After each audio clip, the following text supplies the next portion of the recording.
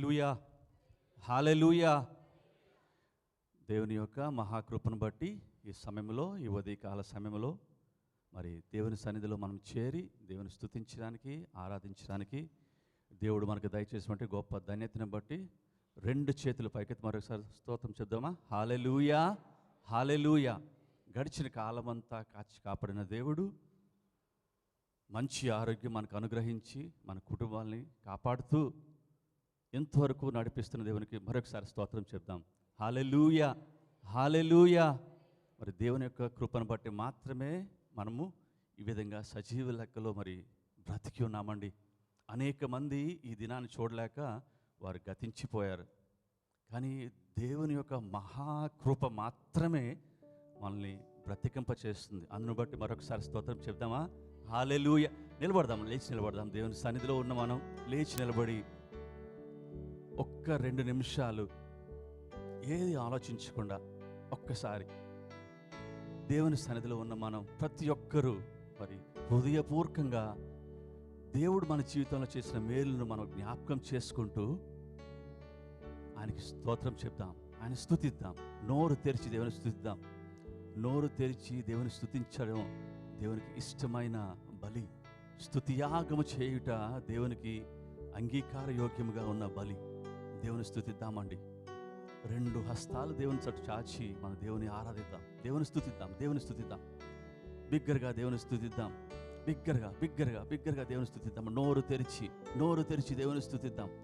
దేవుడు మన మధ్య ఉంటుండగా, పరిశుద్ధాత్మ దేవుడు మన మధ్యన సంచరిస్తుండగా, ఎక్కడ 2-3 కూడుకుని నా నామాన్ని స్తుతిస్తారో వారు మధ్యన ఉంటానని సెలవిచ్చిన దేవుడు నిశ్చయముగా మన మధ్యన ఉన్నాడని చెప్పి నమ్మి దేవుని స్తుతిద్దాం, నమ్మి దేవుని స్తుతిద్దాం. హల్లెలూయా, హల్లెలూయా, హల్లెలూయా. స్తుతిస్తుండగా మన మధ్య నుండి బ్రదర్ రాజేష్ని మరి ప్రార్థన చేయవలసిందిగా నేను కోరుచున్నాను. మరి ఆరాధన క్రమం కొరకు, అదేవిధంగా వాక్య ధ్యానం కొరకు, స్తుతి ఆరాధన కొరకు, మొత్తం ఈ మీటింగ్ అంతా, ఈ ఆరాధన అంతా దేవునికి అంగీకార యోగ్యంగా ఉండవలసిందిగా మరి మనము కోరుకుందాం. ప్రతి ఒక్కరు మన మధ్య ఉంటే రాజేష్ని, మన మధ్యలో ఉన్నటువంటి రాజేష్ ప్రార్థనలో నడిపించవలసిందిగా కోరుచున్నాను. హల్లెలూయా, హల్లెలూయా, హల్లెలూయా. నోరు తెరిచి దేవుని స్తుతిద్దామండి, ఆరాధిద్దాం. Thank you, Isaiah. Thank you, Holy Spirit, Father Lord. Thank you, Daddy. Thank you, నాయన. వందనాలు, స్తోత్రాలు ప్రభు, స్తోత్రాలు నాయన, స్తోత్రాలు నా తండ్రి. నాయన నీవు సజీవుడు నా తండ్రి. నాయన నీవు సర్వశక్తిమంతుడు నాయన. నీవు సైన్యములకు అధిపతివు నాయన. నీవు సృష్టికర్తవు నా తండ్రి. నీవు సర్వశక్తిమంతుడు నాయన. నీవు నా తండ్రి నాయన సర్వాంతర్యామివు నాయన. నా తండ్రి సర్వమును సృష్టించిన దేవుడు ప్రభువా. నాయన ఉన్నవాడును అనువాడును సెలవిచ్చిన దేవుడు ప్రభువా. నాయన నీవు గనుడు ప్రభా, గొప్ప దేవుడు ప్రభా. నేను నీకు అసాధ్యమైనదంటే ఏది లేదు దేవా. నీవు సమస్తాన్ని నా తండ్రి సాధ్యపరిచే దేవుడు నా తండ్రి. నాయన వందనాలు, స్తోత్రాలు ప్రభా, స్తోత్రాలు తండ్రి. మారని దేవుడివి, మార్పు చెందిన వాడు తండ్రి. నేను అబ్రహాము దేవునిగా, ఇస్సాకు దేవునిగా, యాకోబు దేవునిగా నాయన పరిచయం చేసుకుని ఇదిగో నా తండ్రి నాయన మేము ఈరోజు తండ్రి అని పిలవడానికి ప్రభా, క్రీస్తు ప్రభుగా భూలోకమునకు వచ్చి మా యొక్క నా తండ్రి నాయన మా అందరి నిమిత్తమే నా తండ్రి నాయన బలియాగమయ్యి నా తండ్రి నాయన మమ్మల్ని నా తండ్రి రక్తమని క్రయధనము చేత కొనుక్కున్నందుకు వందనాలు, స్తోత్రాలు ప్రభా. నా తండ్రి కేవలం ఇదిగో ప్రభా, క్రీస్తు చెల్లించిన వేలను బట్టి తండ్రి అని పిలవగలుగుతున్నాం తప్ప మాకంటూ అర్హతలు కానీ లేకపోతే మా అతిశయం అంటూ ఏది లేదు దేవా. నా తండ్రి నీ యొక్క కృపకే వందనములు, స్తోత్రములు ప్రభా, స్తోత్రములు నా తండ్రి. ఆయన వాగ్దానం సెలవిస్తున్నది కదా, ఎక్కడ 2-3 నా నామంలో కూడుకుంటారో అక్కడ నేను ఉంటానని వాగ్దానం ఇచ్చావు దేవా. నా తండ్రి మేమందరం కూడా ఇక్కడ యేసు నామములో కూడుకున్నాం ప్రభా. నాయన వాగ్దానం ఇచ్చిన దేవుడివి, నమ్మదగిన దేవుడు కదా ప్రభా. నాయన మా మధ్యకు ఆహ్వానిస్తున్నాం తండ్రి. పరిశుద్ధాత్మ దైవమా, నీకు ఇష్టమైన రీతిలో ప్రభా మా మధ్య సంచారం చేయమని అడుగుచున్నాం ప్రభా. మా ఒక్కొక్కరిని దర్శించమని అడుగుతున్నాం ప్రభా. ఆది నుంచి అంతం వరకు కూడా పరిశుద్ధాత్మ దైవము నీవు అధ్యక్షునిగా ఉండి నడిపించమని అడుగుతున్నాం ప్రభా. నా తండ్రి ఇదిగో నడిపించబోయే బిడ్డలను అభిషేకించమని అడుగుతున్నాం. వచ్చిన బిడ్డలను అభిషేకించమని అడుగుతున్నాం తండ్రి. నేను ఇదిగో నాయన మెట్టుకు ప్రభా ఇదిగో తండ్రి నాయన ఈ కూడిక అంతటిని కూడా యేసు నీ నామాధికారానికి అప్పగిస్తున్నాం అవును ప్రభా. తండ్రి దేవా. నాయన ఈ హాల్ అంతటిని దేవా, యేసు నీ రక్తం చేత ముద్రిస్తున్నాం ప్రభా. అవును తండ్రి. నాయన అవును వచ్చి ఉన్న తండ్రి ప్రతి దేవా. బిడ్డను కూడా స్తోత్రం యేసు నీ రక్తం చేత Oh, ప్రోక్షిస్తున్నాం we తండ్రి. thank you, Father. నాయన We thank you, Lord. దర్శించమని అడుగుచున్నాం Hallelujah. ప్రభా. అవును తండ్రి దేవా. నా తండ్రి దర్శించండి. వందనములు స్తోత్రములు ప్రభా. మాట్లాడండి తండ్రి దేవా. స్తోత్రములు నాయన ఇదిగో పౌలు శీలలు నా తండ్రి నాయన ఇదిగో బంధకాలలో ప్రభా ఇదిగో తండ్రి చెరసాలలో బంధింపబడినప్పుడు నాయన వారు స్తుతిస్తూ ఉండగా ప్రభా నా తండ్రి నాయన వారి యొక్క నా తండ్రి నాయన ఇదిగో సంఖ్యలు నాయన నాయన తెగిపడిపోయాయి కదా ప్రభా. అటు విధంగా నాయన మిమ్మల్ని స్తుతిస్తూ ఉండగా అవును నా తండ్రి ఇదిగో అవునయ్యా, ప్రభా నా తండ్రి స్తోత్రం నాయన స్తోత్రం. నాయన మాలో ఉన్న Thank you, Lord. బంధకాలన్నిటినీ తెంచివేయమని అడుగుతున్నాం అవునయ్యా, ప్రభా. స్తోత్రం నాయన. సహాయం దయచేయండి ప్రభా. స్తోత్రం నేను నీవు దర్శిస్తే జీవితాలు మారుతాయి ప్రభా. అవును నాయన తండ్రి. బ్రతుకులు మారుతాయి అవును దేవా. తండ్రి దేవా, ఇదిగో కుక్క స్తోత్రం. తన బ్రతుకులు వాంతికి మార్చే వెళ్ళే దేవుడు స్థితికి తండ్రి. ప్రభా బ్రతుకులు నా తండ్రి ఆ మార్చే స్థితి దేవుడు నుంచి అయ్యా, విడిపించే స్తోత్రం. దేవుడు నా తండ్రి. Hallelujah. We thank you, నాయన Father. నాయన Thank you, సహాయం thank you, Lord. దయచేయమని అడుగుతున్నాం. Hallelujah. నాయన ఇదిగో Oh, ప్రభా ఏ బిడ్డ అయితే ప్రభు Hallelujah. దేన్ని జయించలేకపోతున్నాడో వాటన్నిటి Oh, we నుంచి thank you, జయమిచ్చే Father. దేవుడు కదా ప్రభా. అవును తండ్రి నాయన దేవా. ఇదిగో ప్రభా నాయన ఆరాధిస్తూ ఉండగా స్తుతిస్తూ ఉండగా ప్రభా నీ యొక్క నా తండ్రి ఆత్మ నాయన ఇదిగో ప్రభా సంచారం చేయమని అడుగుతున్నాం ప్రభా. నాయన సహాయం దయచేయండి ప్రభా. నా తండ్రి మేము నరమాత్రులు నా తండ్రి నాయన మా వలన ఏది సాధ్యం కాదు ప్రభా. అవును తండ్రి. నాయన నీ హస్తం అవునయ్యా, తోడుగా స్తోత్రం. ఉంటే తప్ప ఇదిగో ప్రభా నీ ఆత్మ తోడుగా ఉంటే తప్ప కార్యాలు జరగవు నా అవును తండ్రి. తండ్రి దేవా. సహాయం స్తోత్రం. అడుగుతున్నాం ఆత్మకార్యం తండ్రి. జరిగించండి నాయన అయ్యా. వచ్చి ఉన్న ప్రతి బిడ్డను ఆత్మకార్యం దర్శించమని అడుగుతున్నాం జరిగించండి ప్రభా. తండ్రి దేవా. స్తోత్రం. సహాయం దయచేయండి అవును ప్రభా. తండ్రి సహాయం దేవా. దయచేయండి స్తోత్రం నాయన. నాయన. రాబోచిన హల్లెలూయా. బిడ్డలను కూడా ప్రభు త్వరితంగా Oh, తీసుకుని రమ్మని అడుగుతున్నాం ప్రభా. హల్లెలూయా. నాయన సహాయం హల్లెలూయా. దయచేయండి ప్రభా. ఇదిగో తండ్రి ఆది నుంచి అంతం వరకు కూడా ఈ కూడిక అంతటిని పరిశుద్ధ ఆత్మదయమ నీ అధ్యక్షతలో నడిపించమని అడుగుతున్నాం ప్రభా. నేను నడిపించబోచిన బిడ్డలను ప్రభు ఇదిగో తండ్రి నాయన వారి నోటికి నోరుగాను బోరుగాను నీవు ఉండమని అడుగుతున్నాం ప్రభా. సొంత ఆత్మను బంధింప చేయమని అడుగుతున్నాం ప్రభా. సహాయం దయచేయమని అడుగుచు ప్రభా. నీవే మహిమను పొందుకొనమని అడుగుచు. ప్రతి ఒక్కరికి నేను కావలసిన మన్నాను దయచేయమని అడుగుచు. మీకే మహిమ ఘనత ప్రభావాలు అన్ని విషయాలు కూడా చెల్లిస్తూ యేసుక్రీస్తు వారి నామములో ఈ ప్రార్థన అడుగుచున్నాం తండ్రి. ఆమేన్. ఆమేన్. మన మధ్యలో నుండి బ్రదర్ శశి గారు మనల్ని స్తుతి ఆరాధనలో నడిపిస్తారు. ప్రతి ఒక్కరూ ఆత్మతోను సత్యంతోను దేవుని ఆరాధించి దేవుని స్తుతిద్దాం. Praise the Lord. Hallelujah. Hallelujah. Hallelujah. Hallelujah. సమస్త విధమైనటువంటి మహిమ ఘనత ప్రభావములు ఆయనకే కలుగును గాక. ఆమేన్. హల్లెలూయా. హల్లెలూయా. మరొకసారి ఇటు విధంగా ఆయన సన్నిధిలో నిలబడటానికి దేవుడు నాకు ఇచ్చినటువంటి ఆధిక్యతను బట్టి దేవునికి ఎంతగానో వందనాలు తెలియజేస్తూ ఉన్నాను. మనమందరం కూడా కొద్దిసేపు దేవుని స్తుతిద్దాం, దేవుని ఆరాధన చేద్దాం, కనపరుద్దాం, ఆయన హెచ్చిద్దాం. దేవుడు మన జీవితాల్లో చేసినటువంటి మహోపకారాలకై ఆయన మేళ్ళను తలుచుకుంటూ ఆయన మేళ్ళను మన జీవితాల్లో చేసిన విధానం బట్టి ఆయన మేళ్ళను మనం తలుచుకుంటూ దేవుణ్ణి స్తుతిద్దాం. నిజంగా దావీదు మహారాజు గారు చూసినట్లయితే ఆయన రాజు అయినప్పటికీ కూడా ఆయన గొర్రెల కాపరిగా ఉన్న సమయంలో ఆయనకున్నటువంటి పరిస్థితులను ఆయన జ్ఞాపకం చేసుకుంటూ ఆయన స్తుతిస్తూ ఉంటాడు. ఎటు విధంగానంటే దేవా ప్రతి దినము కూడా ఆయన ఉదయాన్నే లేచి దేవా ఇంతటి మహారాజ్యాన్ని పరిపాలించడానికి మీరు ఇచ్చిన ఆధిక్యతను బట్టి నీకు వందనాలు నాయన. మీరు నన్ను గొర్రెల కాపరిగా ఉంచిన సమయంలో మీరు ఇచ్చినటువంటి ఈ యొక్క కర్రను బట్టి ఈ యొక్క దుడ్డి కర్రను బట్టి అలాగే ఇప్పుడు ఈ సమయంలో ఇచ్చినటువంటి దేవుని సన్నిధిలో నిలబడడానికి ఇచ్చినటువంటి ఇది యొక్క ఆధిక్యతను బట్టి అలాగే ఈ దండమును బట్టి నీకు వందనాలు నాయన, స్తోత్రాలు. అలాగే ఈ ఒడిసెలను బట్టి మీరు ఇచ్చినటువంటి ఖడ్గమును బట్టి నీకు వందనాలు నాయన అని దేవుని ఆయన పాత జీవితాన్ని జ్ఞాపకం చేసుకుంటూ దేవుని సన్నిధిలో ఆయన ఎంతగానో స్తుతించి కనపరచడం మనం చూడగలం. అటు విధంగానే మన జీవితాల్లో దేవుడు చేసినటువంటి మహోపకారాలు నిజంగా ఇంటి విధంగా ఈ సమయంలో ఆయన సన్నిధిలో జీవించగలుగుతున్నామని లేకపోతే ఆయన సన్నిధిలో నిలబడగలుగుతున్నామంటే కేవలం ఆయన ఉచితమైన ప్రేమ. అందుని బట్టి దేవునికి వందనాలు చెల్లిస్తూ ఆయన చేసిన మేళ్లను మన జ్ఞాపకం చేసుకుంటూ ఆయన స్తుతిద్దాం, గణపరుద్దాం. హల్లెలూయా.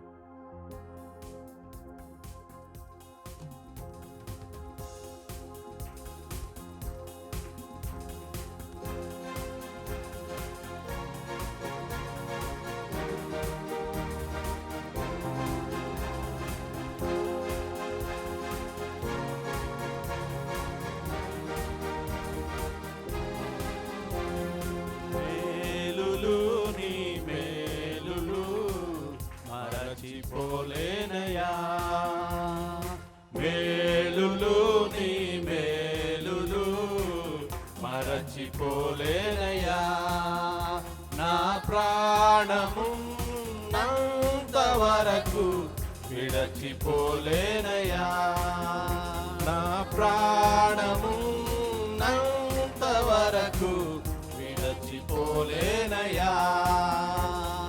హల్లెలూయా యేసయ్యా యేసయ్యా హల్లెలూయా యేసయ్యా. రెండు చేతులు పైకి దేవుని ఆరాధిద్దాం. హల్లెలూయా యేసయ్యా యేసయ్యా హల్లెలూయా యేసయ్యా.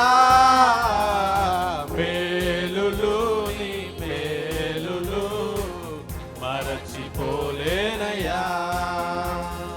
మేలులు నీ మేలులు మరచిపోలేనయ్యా.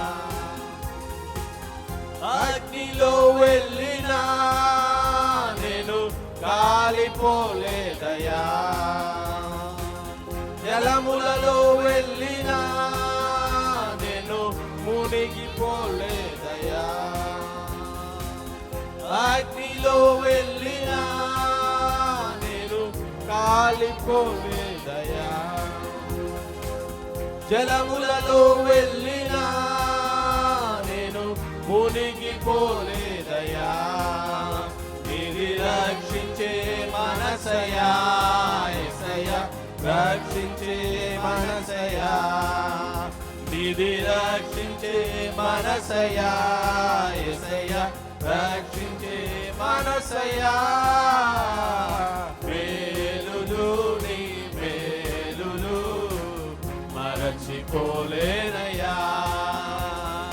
మేలులు నీ మేలులు మరచిపోలేనయ్యా. కొండలలో ఉన్నను నన్ను మరచిపోలేదయ్యా. లోయలలో ఉన్నను నన్ను విడిచిపోలేదయ్యా. కొండలలో ఉన్నను నన్ను మరచిపోలేదయ్యా. లోయలలో ఉన్నను నన్ను విడిచిపోలేదయ్యా. నీది కాపాడే మనసయ్యా యేసయ్యా కాపాడే మనసయ్యా. నీది కాపాడే మనసయ్యా యేసయ్యా కాపాడే మనసయ్యా. మేలులు నీ మేలులు మరచిపోలేనయ్యా. మేలులు నీ మేలులు మరచిపోలేనయ్యా. శ్రమలలో ఉన్నను నన్ను విడిచిపోలేదయ్యా. దుఃఖములో ఉన్నను మంచి స్నేహితుడయ్యావయ్యా. శ్రమలలో ఉన్నను నన్ను విడిచిపోలేదయ్యా. దుఃఖములో ఉన్నను మంచి స్నేహితుడయ్యావయ్యా. నీది ప్రేమించే మనసయ్యా. ఇది ప్రేమించే మనసయ్యా యేసయ్యా ప్రేమించే మనసయ్యా. నీది ప్రేమించే మనసయ్యా యేసయ్యా ప్రేమించే మనసయ్యా. మేలులు నీ మేలులు మరచిపోలేనయ్యా. మేలులు నీ మేలులు మరచిపోలేనయ్యా. నా ప్రాణము నంత వరకు విడిచిపోలేదయ్యా. నా ప్రాణము నంత వరకు విడిచిపోలేదయ్యా. హల్లెలూయా యేసయ్యా యేసయ్యా హల్లెలూయా యేసయ్యా.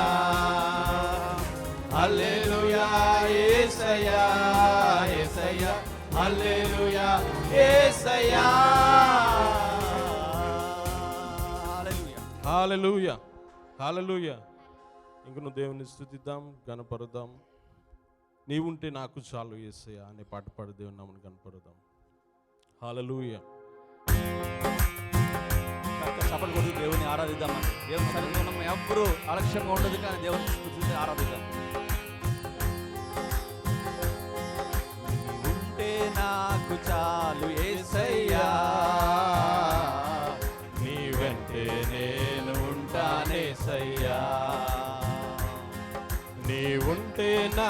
నాకు చాలు యేసయ్యా,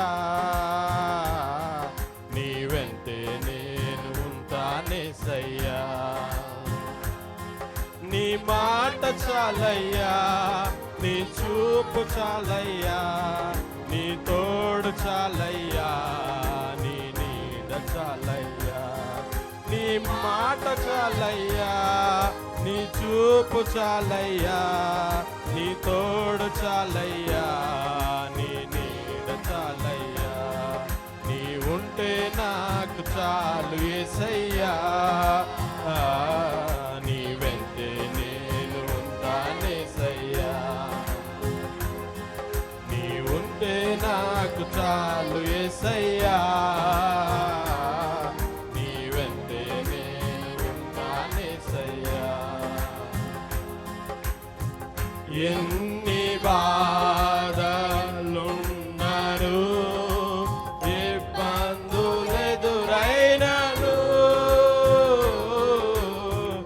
ఎంత కష్టమొచ్చినా నిష్ఠురమైనను, ఎన్ని బాధలున్నను, ఇబ్బందులెదురైనను,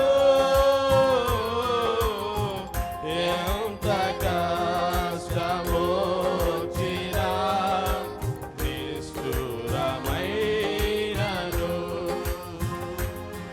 నీ మాట చాలయ్యా, అందరూ చెప్తాను. నీ చూపు చాలయ్యా, నీ తోడు చాలయ్యా, నీ నీడ చాలయ్యా. యేసయ్యా నీ మాట చాలయ్యా, నీ చూపు చాలయ్యా, నీ తోడు చాలయ్యా, నీ నీడ చాలయ్యా. నీ ఉంటే నాకు చాలు యేసయ్యా, నీ వెంటే నేను ఉంటానేసయ్యా.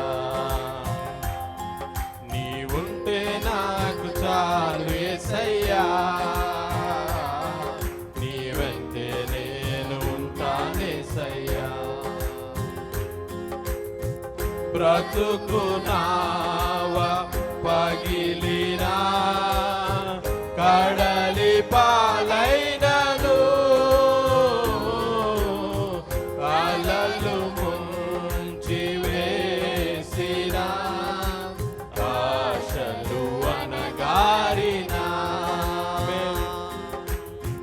బ్రతుకు నావ పగిలినా, కడలి పాలైనను, అలలు ముంచి వేసినా, ఆశలు అనగారినా. యేసయ్యా నీ మాట చాలయ్యా, నీ చూపు చాలయ్యా, నీ తోడు చాలయ్యా, నీ నీడ చాలయ్యా. యేసయ్యా మాట చాలయ్యా, నీ చూపు చాలయ్యా, నీ తోడు చాలయ్యా, నీ నీడ చాలయ్యా. నీ ఉంటే నాకు చాలు యేసయ్యా, నీ వెంటే నేను ఉంటానేసయ్యా. నీ ఉంటే నాకు చాలు యేసయ్యా, నీ వెంటే నేను ఉంటానేసయ్యా. ఆస్తులన్నీ పోయినా, అనాథగా మిగిలినా, ఆప్తులే విడనాడినా, ఆరోగ్యం క్షీణించినా, ఆస్తులన్నీ పోయినా, అనాథగా మిగిలినా, ఆప్తులే విడనాడినా, ఆరోగ్యం క్షీణించినా, నీ మాట చాలయ్యా, నీ చూపు చాలయ్యా, నీ తోడు చాలయ్యా, నీ నీడ చాలయ్యా, నీ చూపు చాలయ్యా, నీ తోడు చాలయ్యా, నీ నీడ చాలయ్యా, నీ ఉంటే నాకు చాలు యేసయ్యా, నీ వెంటే నేను ఉంటానేసయ్యా, నీ ఉంటే నాకు చాలు యేసయ్యా, నీ వెంటే నేను ఉంటానేసయ్యా, నీకు ఇలలో ఏదియు లేదు అసాధ్యము, నీదు కృపలో మాకేదియు కాదిల సమానము, నీకు ఇలలో ఏదియు లేదు అసాధ్యము, నీదు కృపలో మాకేదియు కాదిల సమానము. అందరూ చెప్తాం. నీ మాట చాలయ్యా యేసయ్యా, చూపు చాలయ్యా, నీ తోడు చాలయ్యా, నీ నీడ చాలయ్యా యేసయ్యా, నీ మాట చాలయ్యా, నీ చూపు చాలయ్యా, నీ తోడు చాలయ్యా, నీ నీడ చాలయ్యా యేసయ్యా, నీ మాట చాలయ్యా, నీ చూపు చాలయ్యా, నీ తోడు చాలయ్యా, నీ నీడ చాలయ్యా, నీ ఉంటే నాకు చాలు యేసయ్యా, నీ వెంటే నేను ఉంటానేసయ్యా, నీ ఉంటే నాకు చాలు యేసయ్యా, నీ వెంటే నేను ఉంటానేసయ్యా, నీ వెంటే నేను ఉంటానేసయ్యా, నీ వెంటే నేను ఉంటానేసయ్యా. హల్లెలూయా, హల్లెలూయా. సమస్త విధమైనటువంటి మహిమ ఘనత ప్రభావములు ఆయన కలుగును గాక. నిజముగా చూసినట్లయితే యోబు గారి జీవితంలో చూసినట్లయితే ఆయనకున్నటువంటి సమస్తాన్ని కూడా పోగొట్టుకుని ఉన్నాడు. అయినప్పటికీ ఆయన అంటూ ఉన్నాడు, యేసయ్యా నీ ఉంటే నాకు చాలు యేసయ్యా అనే అటు విధమైనటువంటి విశ్వాసం, అటు విధమైనటువంటి భక్తి మనమందరం కలిగి ముందుకు నడిచిపోవాలని తెలియజేస్తున్న ఈ సమయంలో మనమందరం కూడా మరొక పాట పాడదాం. మహోన్నతుడా నీ కృపలో నేను నివసించుట. మంచి ఆయన పరిశుద్ధాత్మలో లీనమైనటువంటి నీ కృపలో నేను నివసించుట నా జీవిత ధన్యతయున్నది.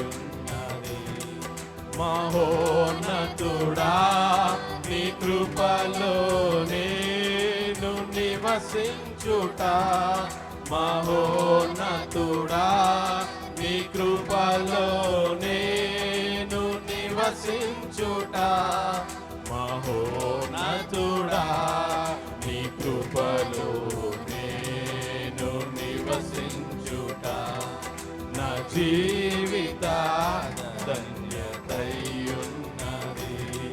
మహోన్నతుడా నీ కృపలో నేను నివసించుట, మహోన్నతుడా నీ కృపలో నేను నివసించుట నా జీవిత ధన్యతయున్నది, నా జీవిత ధన్యతయున్నది.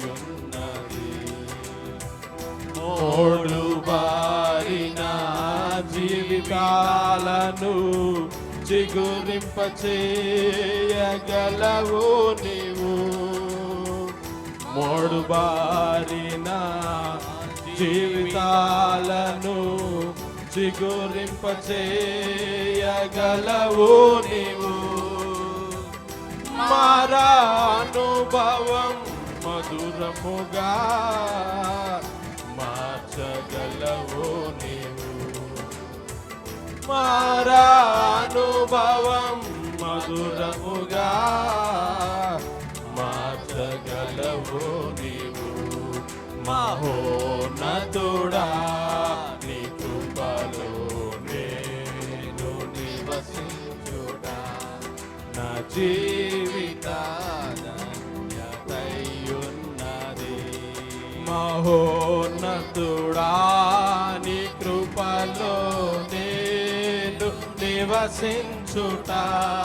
మహోన్నతుడా నీ కృపలో నేను నివసించుట నా జీవిత ధన్యతయున్నది.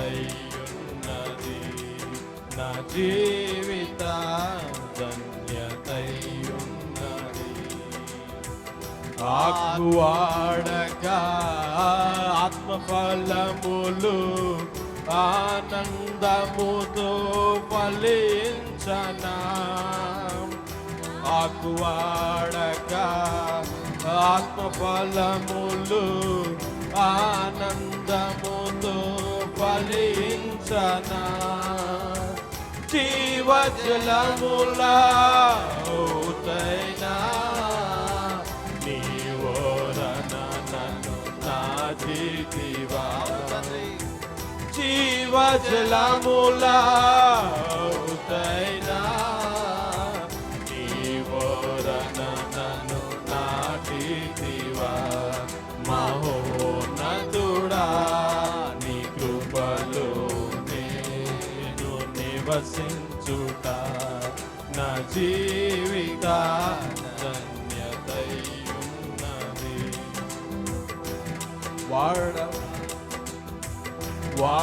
వాడబారని స్వాస్యము నాకై పరమందు దాచి ఉంచితివా. వాడబారని స్వాస్యము నాకై పరమందు దాచి ఉంచితివా. వాగ్దాన ఫలము అనుభవింప నీ కృపలో నన్ను పిలచితివా. వాగ్దాన ఫలములు అనుభవింప నీ కృపలో నన్ను పిలచితివా. మహోన్నతుడా నీ కృపలో నేను నివసించుట నా జీవిత ధన్యతయున్నది.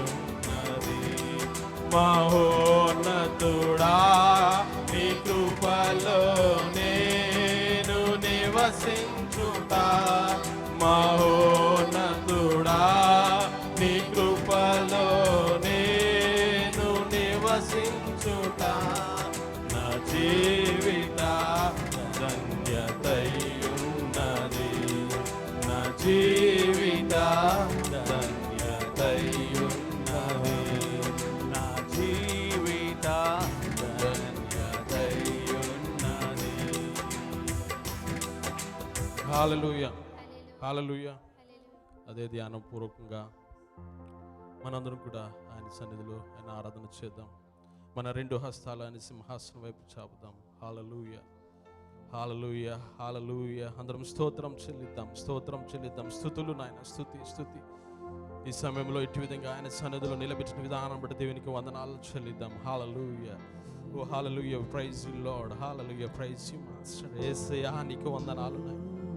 ఓ హల్లెలూయా, వందనాలు తండ్రి, వందనాలు నాయన, వందనాలు. స్తోత్రం స్తోత్రం స్తోత్రం స్తోత్రం అని చెల్లిద్దాం, స్తుతులు చెల్లిద్దాం. ఈ సమయంలో ఇటు విధంగా ఆయన సన్నిధిలో నిలబెట్టిన విధానం బట్టి మరొక దినాన్ని చూడటానికి మన జీవితాలు అనుగ్రహించిన కృపను బట్టి దేవునికి వందనాలు చెల్లిద్దాం. మరొక నూతన దినాన్ని నీ జీవితాలు అనుగ్రహించిన విధానం బట్టి దేవునికి వందనాలు చెల్లిద్దాం. హల్లెలూయా. ఈ సమయంలో అనేక మంది గతించిపోవటం మనం చూడగలుగుతూ ఉన్నాం. మనందరినీ కూడా జ్ఞాపకం చేసుకుని ఇటు విధంగా ఆయన సన్నిధిలో నిలబెట్టిన విధానం బట్టి దేవునికి వందనాలు చెల్లిద్దాం, స్తుతులు చెల్లిద్దాం, స్తోత్రం చెల్లిద్దాం. ఆయనను గొప్ప చేద్దాం. గొప్ప దేవుడైన మహిమోన్నతుడైన దేవుడు, మహిమగల రాజు. హల్లెలూయా, ఓ హల్లెలూయా. సత్యముతోను ఆరాధించెదమయ్యా, ఆత్మరు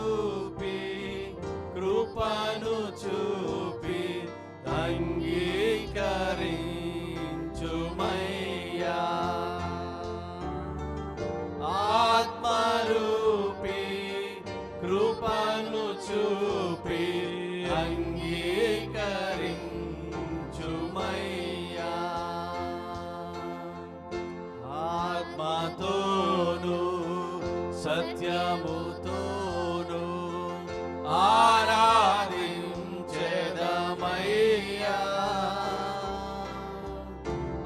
ఆత్మరూపి కృపను చూపి అంగీకరించుమయ్యా.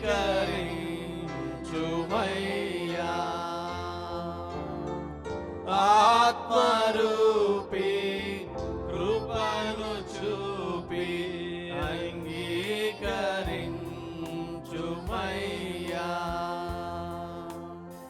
కోటి సూర్యుల కాంతి గలవాడా, మేటి అయిన ప్రభావమున్నవాడా.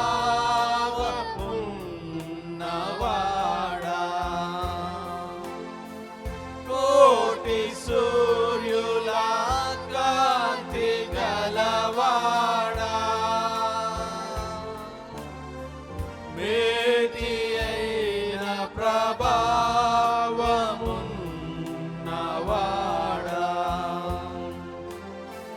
నన్ను కోరుకొని రక్తముతో కొని, నన్ను కోరుకొని రక్తముతో కొని, నీ కొరకు సంపాదించుకున్నవాడా, నీ కొరకు సంపాదించుకున్నవాడా. ఆత్మతోను సత్యముతోను ఆరాధించెదమయ్యా. ఆత్మరూపి కృపను చూపి అంగీకరించుమయ్యా.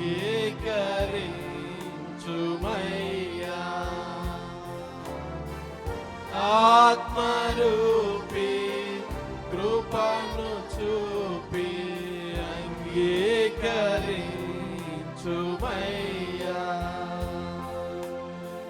నిత్య జీవపు మాటలు కలవాడా,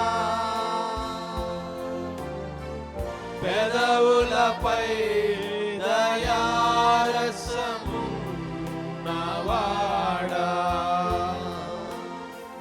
నిత్య జీవపు మాటలు కలవాడా,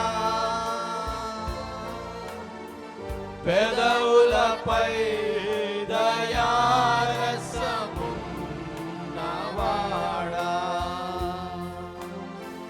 కపటమే ఎరుగని నీతి రాజువని, కపటమే ఎరుగని నీతి రాజువని, నీ గుణములను పాడెదమోదముతోడా,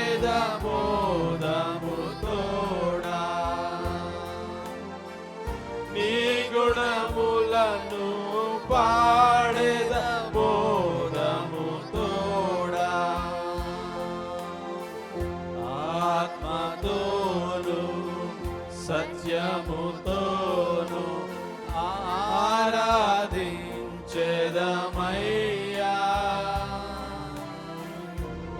ఆత్మరూపి కృపను చూపి అంగీకరించుమయ్యా. ఆత్మరూపి కృపను చూపి అంగీకరించుమయ్యా.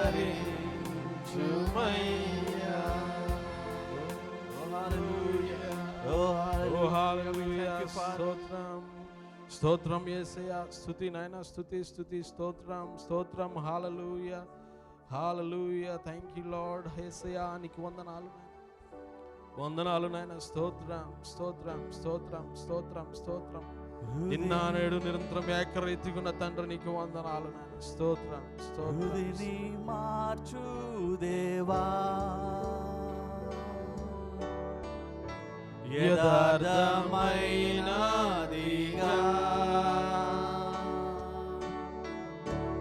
హృదయని మార్చు దేవా, నీతో నుండుటకు హృదయని మార్చు దేవా, యథార్థమైనదిగా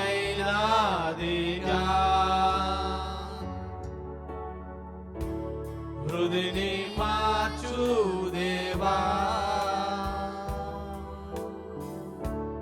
నీతో నుండుటకు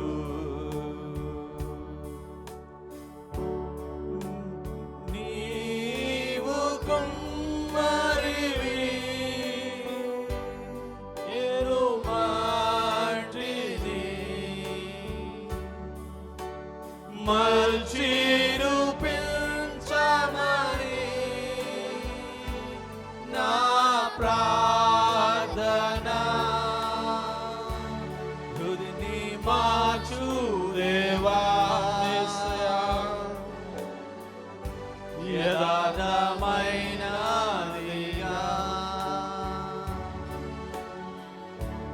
హృదయని మార్చు దేవా, నీతో నుండుటకు నీతో నుండుటకు. యేసయ్యా మా హృదయాన్ని మార్చండి తండ్రి, నీకు వందనాలు. రాతి అయినటువంటి మా హృదయాన్ని మార్చండి దేవా, నీకు వందనాలు. మెత్తనైనటువంటి మాంసపు హృదయాలను మీరు మాకు దయచేయండి, నీకు వందనాలు. వందనాలు నాయన, వందనాలు. స్తోత్రం స్తోత్రం స్తోత్రం స్తోత్రం స్తోత్రం. అందరం స్తుతులు చెల్లిద్దాం. Hallelujah hallelujah. We praise you. Oh, we thank you, Father. Oh thank you పరిశుద్ధాత్మ మాస్టర్. దేవుడు మన హల్లెలూయా. మధ్యన నీకే సంచరిస్తుండగా, మహిమనైన ఘనత చెల్లిద్దాం. పరిశుద్ధాత్మ దేవుడు మన మధ్యన సంచరిస్తుండగా మన హృదయాలను మార్చడానికి ఆయన సిద్ధంగా ఉన్నాడు. ఆమేన్. ఈ ఉదయకాల సమయంలో దేవుని సన్నిధిలో ఉన్న మనము మన హృదయాలని ఆయనకు అంగీకార యోగ్యముగా మరి చేయగలమా? పరిశుద్ధాత్మ దేవుడు మనతోనే మాట్లాడుతున్నాడు. మన హృదయాలను సంధించడానికి, మన బలపరచడానికి, మరి ఉన్నటువంటి ఆ యొక్క స్థితి నుంచి లేవనెత్తడానికి ఆయన సిద్ధంగా ఉంటుండగా, మరి నువ్వు సిద్ధమేనా? ఈరోజు ఒక్కసారి దేవుని వైపు చూద్దాం. ఓ దేవా స్తోత్రం ఆయన అడుగుదామా ఒక్కసారి.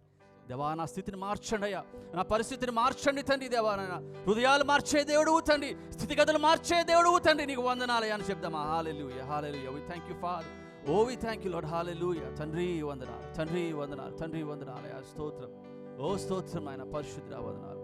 ప్రేమగల ప్రిపరలోకపు తండ్రి, ఈ ఉదయకాల సమయంలో తండ్రి మేము స్తుతించడానికి, మిమ్మల్ని ఆరాధించడానికి మాకు గొప్ప ధన్యతను బట్టి మరొకసారి వందనాలు చెల్లిస్తున్నామయ్యా నాయన. ఈ సమయంలో తండ్రి మీ పాదాల చెంత చేరి మీ కృపా సింహాసనం ఎదుట సాగిలిపడి తండ్రి దేవా నైనా ఆరాధిస్తూ ప్రార్థిస్తుండగా తండ్రి దేవా హృదయాలు మార్చే దేవుడు, పరిస్థితులు మార్చే దేవుడు తండ్రి దేవా. మా స్థితిగతులు తండ్రి మార్చండి అయ్యా వందనాలు. నైనా ఇప్పుడు వాక్యం వినబోచుండగా తండ్రి మీరు మాతో ఉండండి నైనా, మమ్మల్ని నడిపించండి అయ్యా. నాతోను మా అందరితో తండ్రి మీరు మాట్లాడండి అయ్యా. మా బ్రతుకులు తండ్రి మార్చమని వేడుకొచ్చినామయ్యా. రోషము కలిగితే మీ కొరకు నిలబడే కృపను ధన్యత మాకు అనుగ్రహించండి అయ్యా వందనాలు. దేవా స్తోత్రం నాయనా. నైనా ఈ ఆరాధన అంత్యు తండ్రి మరొకసారి మీ పాదాల చెంత సమర్పించుకుంటూ నైనా మీ నామం మహిమ కొరకై తండ్రి ప్రతి ఒక్కరు నిలబడేలాగున కృప చూపించమని, కనికరించమని యేసుక్రీస్తు వారికి పరిశుద్ధ నామములో ప్రార్థించి ఒక స్తుతి ఆరాధన అర్పించుకుంటున్నాం తండ్రి. ఆమేన్ ఆమేన్.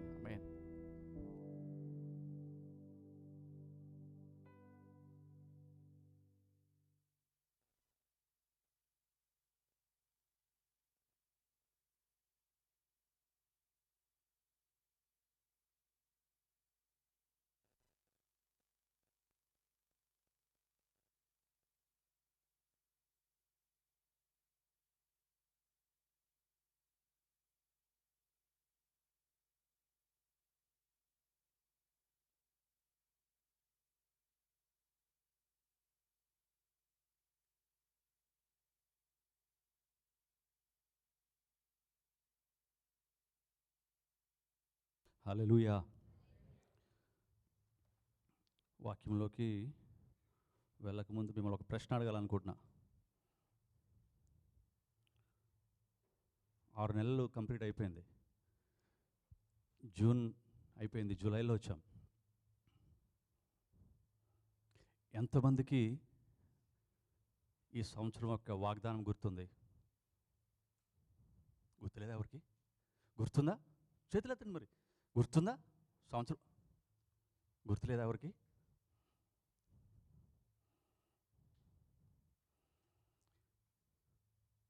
ఈ వాగ్దానం ఇవ్వడానికి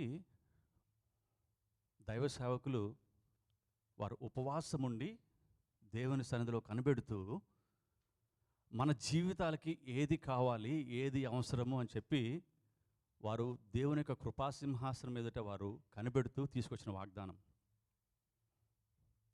ఎందుకు మనకింత నిర్లక్ష్యంగా ఉంటున్నాం? వాక్యాన్ని మనము గర్భం దాల్చాలండి. వాక్యాన్ని మనము కనగలగాలి. ఎందుకు మన స్థితి మరి ఒక్కొక్కసారి క్రైస్తవుని యొక్క స్థితి భ్రష్టమైన స్థితిలోకి వెళ్ళిపోతుందంటే దేవుని యొక్క వాక్యాన్ని మనము అర్థం చేసుకోలేక, దేవుని యొక్క వాక్యంలో మనం నడవకుండా, దేవుని యొక్క ఉపదేశాన్ని మర్చిపోయి, ఆ యొక్క క్రమాన్ని మర్చిపోయి మన జీవితాల్లో ముందు కొనసాగుతున్నప్పుడు జీవితాలు మరి భ్రష్టంగా తయారవుతూ ఉంటాయి. మరి గాబ్రియల్ దూత కన్యమరం కనబడి మరియకి కనబడి ఏమంటాడంటే, నువ్వు పరిశుద్ధాత్మ వలన గర్భం ధరిస్తున్నావు, నీకు పుట్టబో శిశువు పరిశుద్ధుడు. ఈరోజు ఏమి కంటున్నాం మనం? వాక్యాన్ని మనం కనగలుగుతున్నామా? వాక్యాన్ని మనం ఎందుకు ధ్యానించలేకపోతున్నాం? ఎందుకు వాక్యాన్ని మనం అర్థం చేసుకోలేకపోతున్నాం? ఆ తృష్ణ, ఆశ మనకి ఎందుకు ఉండట్లేదు? మనం ఏదైతే మనం what we conceive we are going to give delivery, we are going to deliver. మనం ఏమి కన్సీవ్ చేస్తాం, మనం ఏమి గర్భం ధరిస్తున్నాం ఈరోజు? ఎందుకు మన వాక్యాన్ని మనం అర్థం చేసుకోలేకపోతున్నాం? సీరియస్గా ఎందుకు తీసుకోలేకపోతున్నాం మనం?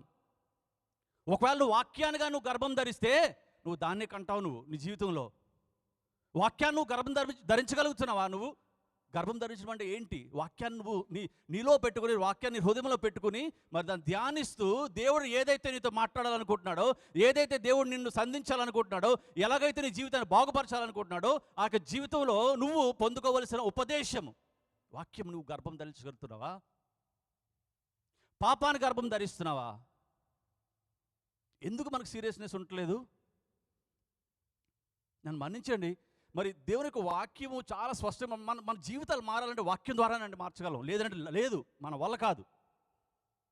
వాక్యం మాత్రమే మన బ్రతుకులు మారుస్తుంది. వాక్యం మాత్రమే మనల్ని స్థిరపరుస్తుంది. మనం ఎందుకు వాక్యాన్ని ధ్యానించలేకపోతున్నాం? What we conceive we are going to deliver. పాపాన్ని ఒకవేళ నువ్వు గర్భం ధరిస్తున్నావేమో, పాపాన్ని నువ్వు కంటున్నావేమో. యెషయా గ్రంథం చాలా స్పష్టంగా మాట్లాడుతుంది దేవుడు. యెషయా 1వ అధ్యాయం 2వ వచనం చాలా స్పష్టంగా ఉంటాడు. ఆకాశమా వినుము, భూమి చెవియొగ్గుము, నేను పిల్లలను కని గొప్పవారుగా చేసేది, కానీ వారు నా మీద తిరుగుబాటు చేసి ఉన్నారు. దేవుని యొక్క ప్రజల గురించి దేవుడు మాట్లాడుతున్న మాటలు ఇవి. ఆయన ప్రజలంట ఆయన మీద తిరుగుబాటు చేస్తున్నారు. ఏంటి ఈ తిరుగుబాటు? దేవుని యొక్క ఉపదేశాన్ని అంగీకరించలేని బ్రతుకులు, మరి దేవుని యొక్క క్రమాన్ని పాటించలేని బ్రతుకులు. ఆయన మీద తిరుగుబాటు చేస్తున్నామంట. మనం తిరుగుబాటు చేసే స్వభావం మనకి. దేవుని యొక్క మాట వినకపోవడం తిరుగుబాటు అండి.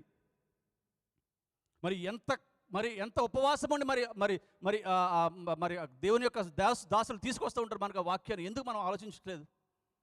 ఏదో వస్తున్నాం, వెళ్తున్నాం, ప్రతి ఆదివారం వస్తున్నాం, రాకపోతే దేవుడు ఏమనుకుంటాడో, లేదంటే రాకపోతే ఆ వారం అంతా బాగోదేమని కొంతమంది వస్తూ ఉంటారు, లేదంటే ఆ వారం అంతా మరి లేదంటే ఏదో కష్టాలు కొని తెచ్చుకుంటాం కాబట్టి మనం దేవుని దగ్గరికి వెళ్ళాలి, ఆ సంధికి వెళ్ళి ఒకసారి మనం ప్రజెంట్ చేసుకుంటే సరిపోతుందని మనం అనుకుంటూ ఉంటాం. దేవుని యొక్క ఆశీర్వాదం రాదండి. దేవుని యొక్క ఆశీర్వాదం వచ్చే విధానం అది కాదు. దేవుని యొక్క వాక్యాన్ని మనము గర్భం ధరించగలగాల. మరి అదే అధ్యాయం 12వ వచనంలో ఉంటుంది. మరి మరి మరి ప్రజలనంట మరి దేవుని యొక్క సన్నిధిలో కనుపరుచుకోవడానికి ఆయన ఆవరణంలో ప్రవేశిస్తూ ఉంటారు. మీరు నా ఆవరణలో ప్రవేశించడం మీరు ఎవరు అని అడుగుతాడు దేవుడు 12వ వచనంలో. చాలా స్పష్టంగా ఉంటుంది. నా సన్నిధిలో నువ్వు కనపరుచుకోవడానికి నువ్వు వస్తున్నావు, నా సన్నిధిలో నువ్వు చూపించుకోవడానికి వస్తున్నావు అంత మాత్రమే. కానీ నిజంగా హృదయపూర్వకంగా నువ్వు ఆరాధించడానికి, హృదయపూర్వకంగా స్తుతించడానికి దేవుడు ఈరోజు నాతో ఏం మాట్లాడుతున్నాడు అని చెప్పి జ్ఞానము కలిగి మనం రావట్లేదంట. ఆయన అంటాడు, ఆరుణంలో రావడానికి నిన్ను ఎవడు రమ్మన్నాడు అని అడుగుతున్నాడు దేవుడు స్పష్టంగా. దేవుడు మాట్లాడుతున్న మాటలు, దేవుని ప్రజలతో మాట్లాడుతున్న మాటలు అవి. 15వ వచనంలో అంటాడు, మీరు 2 చేతులు నా వైపు చాపుతున్నారే, నేను కళ్ళు మూసుకుంటాను అంటాడు ఆయన. నేను కళ్ళు మూసుకుంటున్నాను, నువ్వు బహుగా ప్రార్థన చేస్తున్నావే, నీకు ప్రార్థన నేను ఆలకించను. ఎంత కఠినమైన మాట మన జీవితాల్లో, ఎంత కఠినమైన మాట. ఎందుకు మన జీవితాలు అలాగ ఉన్నాయి? ఎందుకు మన బ్రతుకులు భ్రష్టంగా మరి మరి మరి అలా కొనసాగిస్తున్నాం? ఎందుకు మన జీవితాలు అలాగ నిస్పృహలో మనం కొనసాగిస్తున్నాం? దేవుని వాక్యాన్ని మనకు కావాలని స్థితి, మన ప్రార్థనలు ఆలకించబట్టలేదండి. ఆయనంట, నువ్వు ఎంత ప్రార్థన చేసినా, బహుగా నువ్వు ప్రార్థన చేసినా మరి నేను ఆలకించను అంటున్నాడు ఆయన. ఎలాగున్నాయి మన జీవితాలు, మన కుటుంబాలు ఎలాగున్నాయి? ఎందుకు మన వాక్యం విషయంలో మనం సీరియస్గా మనం తీసుకోవట్లేదు? ఎందుకు మనం అర్థం చేసుకోలేని స్థితిలో మన బ్రతుకులు ఉన్నాయి? నిన్ను విడిపించడానికి మరి చూడండి, ఏషియా గ్రంథంలో ఉంటుంది. ఏషియా గ్రంథము ద్వితీయోపదేశకాండం 23:14 అనుకుంటా. మరి నిన్ను విడిపించడానికి, నీ శత్రువులు నీకు అప్పగించడానికి దేవుడు ఏమంటే, ఆయన నీ ప్రాంగణంలో వచ్చినప్పుడు, సంచారం చేస్తున్నప్పుడు అంట, నీలో ఎటువంటి అసహ్యకరమైన కార్యము ఉన్నదేమో నువ్వు చూసుకొని దాన్ని పరిశుద్ధపరచుకో, లేదంటే ఆయన నిన్ను దాటిపోతాడు. ద్వితీయోపదేశకాండం 23:14 అనుకుంటా. దేవుడని యెహోవా నిన్ను విడిపించడానికనంట ఆయన నీ ప్రాంగణానికి వచ్చినప్పుడు, ఒకవేళ నీలో, లేదంటే నీకు పాలెం అంటే ఏంటి, నీ ఇల్లు, నీ బ్రతుకు, లేదంటే నీకు కుటుంబం మరి ఆయనకు అంగీకారంగా లేకపోతేనంట, అసహ్యకరమైన ఏమైనా సరే ఒకవేళ నీ ఇంటిలో కానీ ఉంటే, నీ జీవితంలో ఉంటే, ఆయన ఏమంటాడంటే దాటిపోతున్నాడు. ఆయన దాటిపోతున్నాడు. ఎలాగున్నాయి మన జీవితాలు ఈరోజు? ఎలాగున్నాయి మన జీవితాలు? మనం ఎందుకు మన జీవితాలు, బ్రతుకులని మనం మార్చుకోలేకపోతున్నాం? యేసుప్రభువు అంటారు, వేషధారులారా అని సంబోధిస్తాడు. ఎవరి గురించి? మరి ఆయనని ఎరిగిన బిడ్డల గురించి మాట్లాడుతున్న మాటలు ఆయన. మీకు పెదవులు నన్ను స్తుతిస్తున్నాయి, నీ పెదవులు ఆరాధిస్తున్నాయి, నీ పెదవులు మరి నాకు స్తుతిస్తున్నాయి, కానీ మీకు హృదయము నాకు దూరంగా ఉందంటాడు. వేషధారులతో ఆయన పోలుస్తాడు. హిపోక్రసీ. ఇక్కడ కూర్చున్న మనము ఒక్కసారి పరీక్షించుకోవాలా? ఇక్కడికి వచ్చిన మనము, దేవుని సన్నిధిలో వచ్చిన మనము, మన జీవితాన్ని ఒకసారి మనం ఎగ్జామిన్ చేసుకోవాలా? మన బ్రతుకులు ఎలాగున్నాయి? వేషధారులను సంబోధిస్తున్నాడు. ఎవరిని? దేవుని యొక్క పిల్లల గురించి మాట్లాడుతున్న మాటలైన. మన పెదవులంట ఊరికినే ఆయన స్తుతిస్తున్నాయట, ఆరాధిస్తున్నాయంట. ఇక్కడ మరి ఆరాధన నడిపించే వ్యక్తి ఇక్కడ నిలబడి మరి చేతులు ఎత్తండి, మాట్లాడండి మరి అని మాట్లాడుతున్నప్పుడు మరి కొంతమంది ఎత్తారు, కొంతమంది ఎత్తారు. ఎందుకు మనకి అంత నిర్లక్ష్యము? మనకు అన్ని విషయాలు తెలుసు. దేవుని యొక్క మేలులు మన జీవితంలో మనం అనుభవించిన ఒకనొక టైంలో మరి ఆ యొక్క రక్షణ పొందిన కొత్తలో మనము ఎంతో ఉత్సాహంగా, ఎంతో సంతోషంగా మనం దేవుని స్తుతిస్తూ, దేవుని ఆరాధిస్తూ, ఆయన నామాన్ని కనపరుస్తూ, భాషల్లో మాట్లాడుతూ మరి అనేక ఆ యొక్క ప్రవచనాలు మనం తీసుకుంటూ దేవుని యొక్క ఉపదేశంలో ఉన్న మనము మెల్లిగా మన జీవితాల్లో చల్లారిపోయి పాపం కాండం మరి ప్రారంభిస్తూ మరి పాపాన్ని మనము ఆ పాపంలో జీవిస్తూ ఆయనకు ఉపదేశానికి దూరంగా అయిపోతున్నాం. ఆయనకు ఉపదేశానికి మనము దూరంగా అయిపోతున్నాం. మనం ఎప్పుడు దేవునికి దగ్గరగా ఉంటాం? మన జీవితాలు ఎప్పుడు బాగుపడతాయి? దేవుని వాక్యం పట్ల ఎందుకు మనకు అంత నిర్లక్ష్యం? 3 రకాల ప్రజలను చూస్తాం. యేసుప్రభు వారు ఆయన 3.5 సంవత్సరాలు పరిచయం చేసినప్పుడు 3 రకాల ప్రజలు కనబడుతున్నారు. ఆయన ఎక్కడికి వెళ్ళినా మరి జనము ఆయన ఫాలో అవుతూ వస్తూ ఉండేవారు కదా, అంతేనా? జనము ఫాలో అవుతూ వస్తూ 3 రకాల జనాలు మనం అక్కడ చూస్తూ ఉంటాం. అందులో చాలామంది ఫాలో అవుతూ ఉంటారు. కొంతమంది అంట ఏం జరుగుతుందో చూడడానికి వచ్చే జనాలు కొంతమంది ఉంటారు. ఏం జరుగుతుందో చూద్దాం, అసలు ఎందుకు ఇంతమంది ఫాలో అవుతున్నారు, ఏంటి ఇతనికి ఉన్న క్రేజ్ ఏంటి అని చెప్పి ఫాలో అయ్యే జనాలు కొంతమంది చూస్తూ ఉంటాం. రెండో రకం ఎలాగుంటారంటే ఆయన దగ్గరికి వెళ్ళి మేలు పొందడానికి, స్వస్థతలు, లేదంటే ఏదైనా అద్భుత కార్యాలు జరిగితే చూడడానికి, అద్భుత కార్యాలు వాళ్ళ జీవితంలో పొందడానికి రెండో రకం జనం కనబడుతుంటారు. 3వ రకం జనం ఉన్నారు చూశారు, దేవుని దగ్గర నుంచి ఏమి మనం పొందుకోవాలి అని దేవునితో ఒక సహవాసం ఏర్పరచుకోవడానికి ఉన్న జనం మనం చూస్తూ ఉంటాం. అటువంటి వాళ్ళనంట దేవుడు తను ఆయన మాట ఉంటుంది, మార్కు సువార్త అనుకోండి, మార్కు సువార్త 3:13 అనుకుంటా. ఆయన ఏమని ఉంటుందంటే, ఆయన కొండెక్కి కొండ మీద నుంచి ఆయనకి ఇష్టమైన వారిని పిలిచాను అని ఉంటుంది. ఆయనకి ఇష్టమైన వారిని అంటే జనసమూహం నుంచి ఆయన వేరేగా వెళ్ళిపోయి కొండెక్కి కొండ దగ్గరికి వెళ్ళిన తర్వాత కొండ మీద నుంచి ఆయనకి ఇష్టమైన వారిని ఆయన పిలిచినట్లుంటుంది అక్కడ. ఎవరు ఆయనకి ఇష్టమైన వారు? దేవునికి వాక్యానికి దగ్గరగా జీవించాలని ఆశ కలిగిన వ్యక్తుల గురించి మాట్లాడుతున్నాడు ఆయన.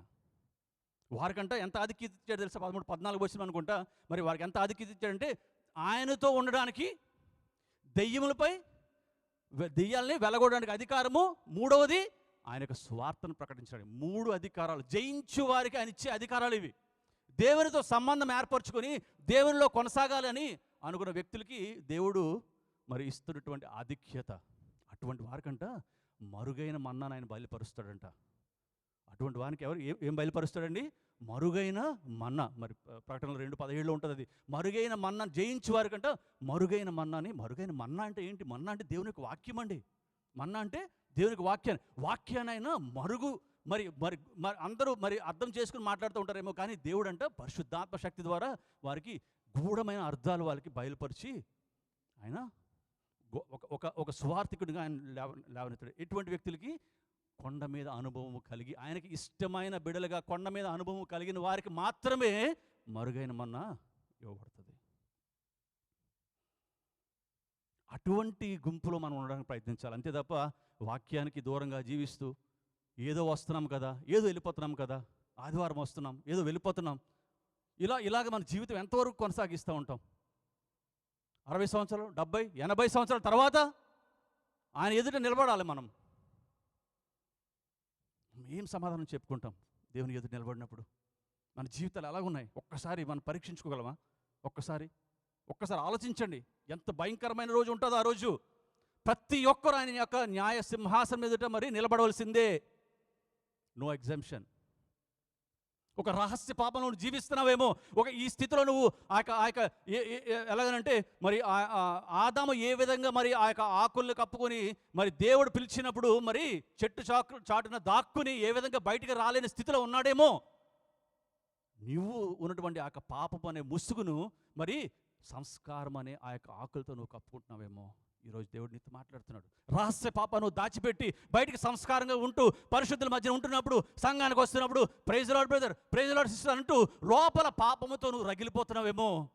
ఆ యొక్క సంస్కారాన్ని బయట కనబరుస్తూ ఆ యొక్క పాపాన్ని నొక్కుంటూ ఆ యొక్క పాపాన్ని నువ్వు అలాగ ఆపుకుంటూ నీ బ్రతుకుని కొనసాగిస్తున్నావు. దేవుడు ఈరోజు నీతో మాట్లాడుతున్నాడు స్పష్టంగా. ఏంటి నీ బ్రతుకు?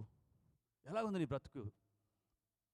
అదామా నువ్వు ఎక్కడ? ఈరోజు మనల్ని అడుగుతున్నాడు దేవుడు, నువ్వు ఎక్కడున్నావు? నీ స్థితి ఏంటి? ఆకులు కప్పుకుని ఉన్నావా? గ్రహించండి. దేవునికి వాక్యాన్ని నిర్లక్ష్యం చేయొద్దు దయచేసి. దేవునికి వాక్యాన్ని అస్సలు నిర్లక్ష్యం చేయొద్దండి. దేవుడు మనల్ని నడిపించాలనుకుంటున్నాడు. ఆయన యొక్క ఉపదేశంను మనకి ఆయన బయలుపరచాలనుకుంటున్నాడు. దేవుని వాక్యంలో మనం వెళ్దాం. చూడండి, క్షమించండి మరి సంగమా, ఎందుకంటే కొంచెం కఠినంగా మాట్లాడానేమో, నాకు క్షమించండి. కానీ దేవుడు ఎందుకో నాకు ప్రేరేపణ కలిగి మాట్లాడమంటున్నాడు అనమాట ఆ విషయాలు. దేవునిలో మనం ఉండాలండి. బ్రతికినంతకాలం దేవుని కొరకు మనం బ్రతకాలి. బ్రతికినంతకాలం దేవుని కొరకు మనము జీవించే బ్రతుకులు మనకు ఉండాలండి. అంత కసితో మనం జీవించాలి దేవుని కొరకు.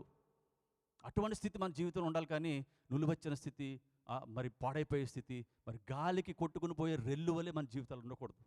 అది దేవుడు కోరుకుంటున్నాడు. బ్రతుకు మార్చుకో. ఒకవేళ దేవుడు నీతో మాట్లాడుతున్నాడేమో, బ్రతుకు మార్చుకో. ఈరోజు బ్రతుకు మార్చుకో. రేపటి దినం నీది కాదు. నా సహోదరుడు సహోదరి జ్ఞాపకం చేసుకో, రేపటి దినం నీది కాదు.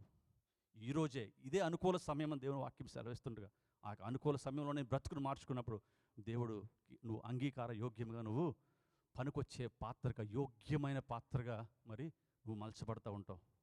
గొప్ప ఇంటిలో అంట బంగారు పాత్రలు, వెండి పాత్రలు, కర్ర పాత్రలు, మట్టి పాత్రలు ఉంటాయి.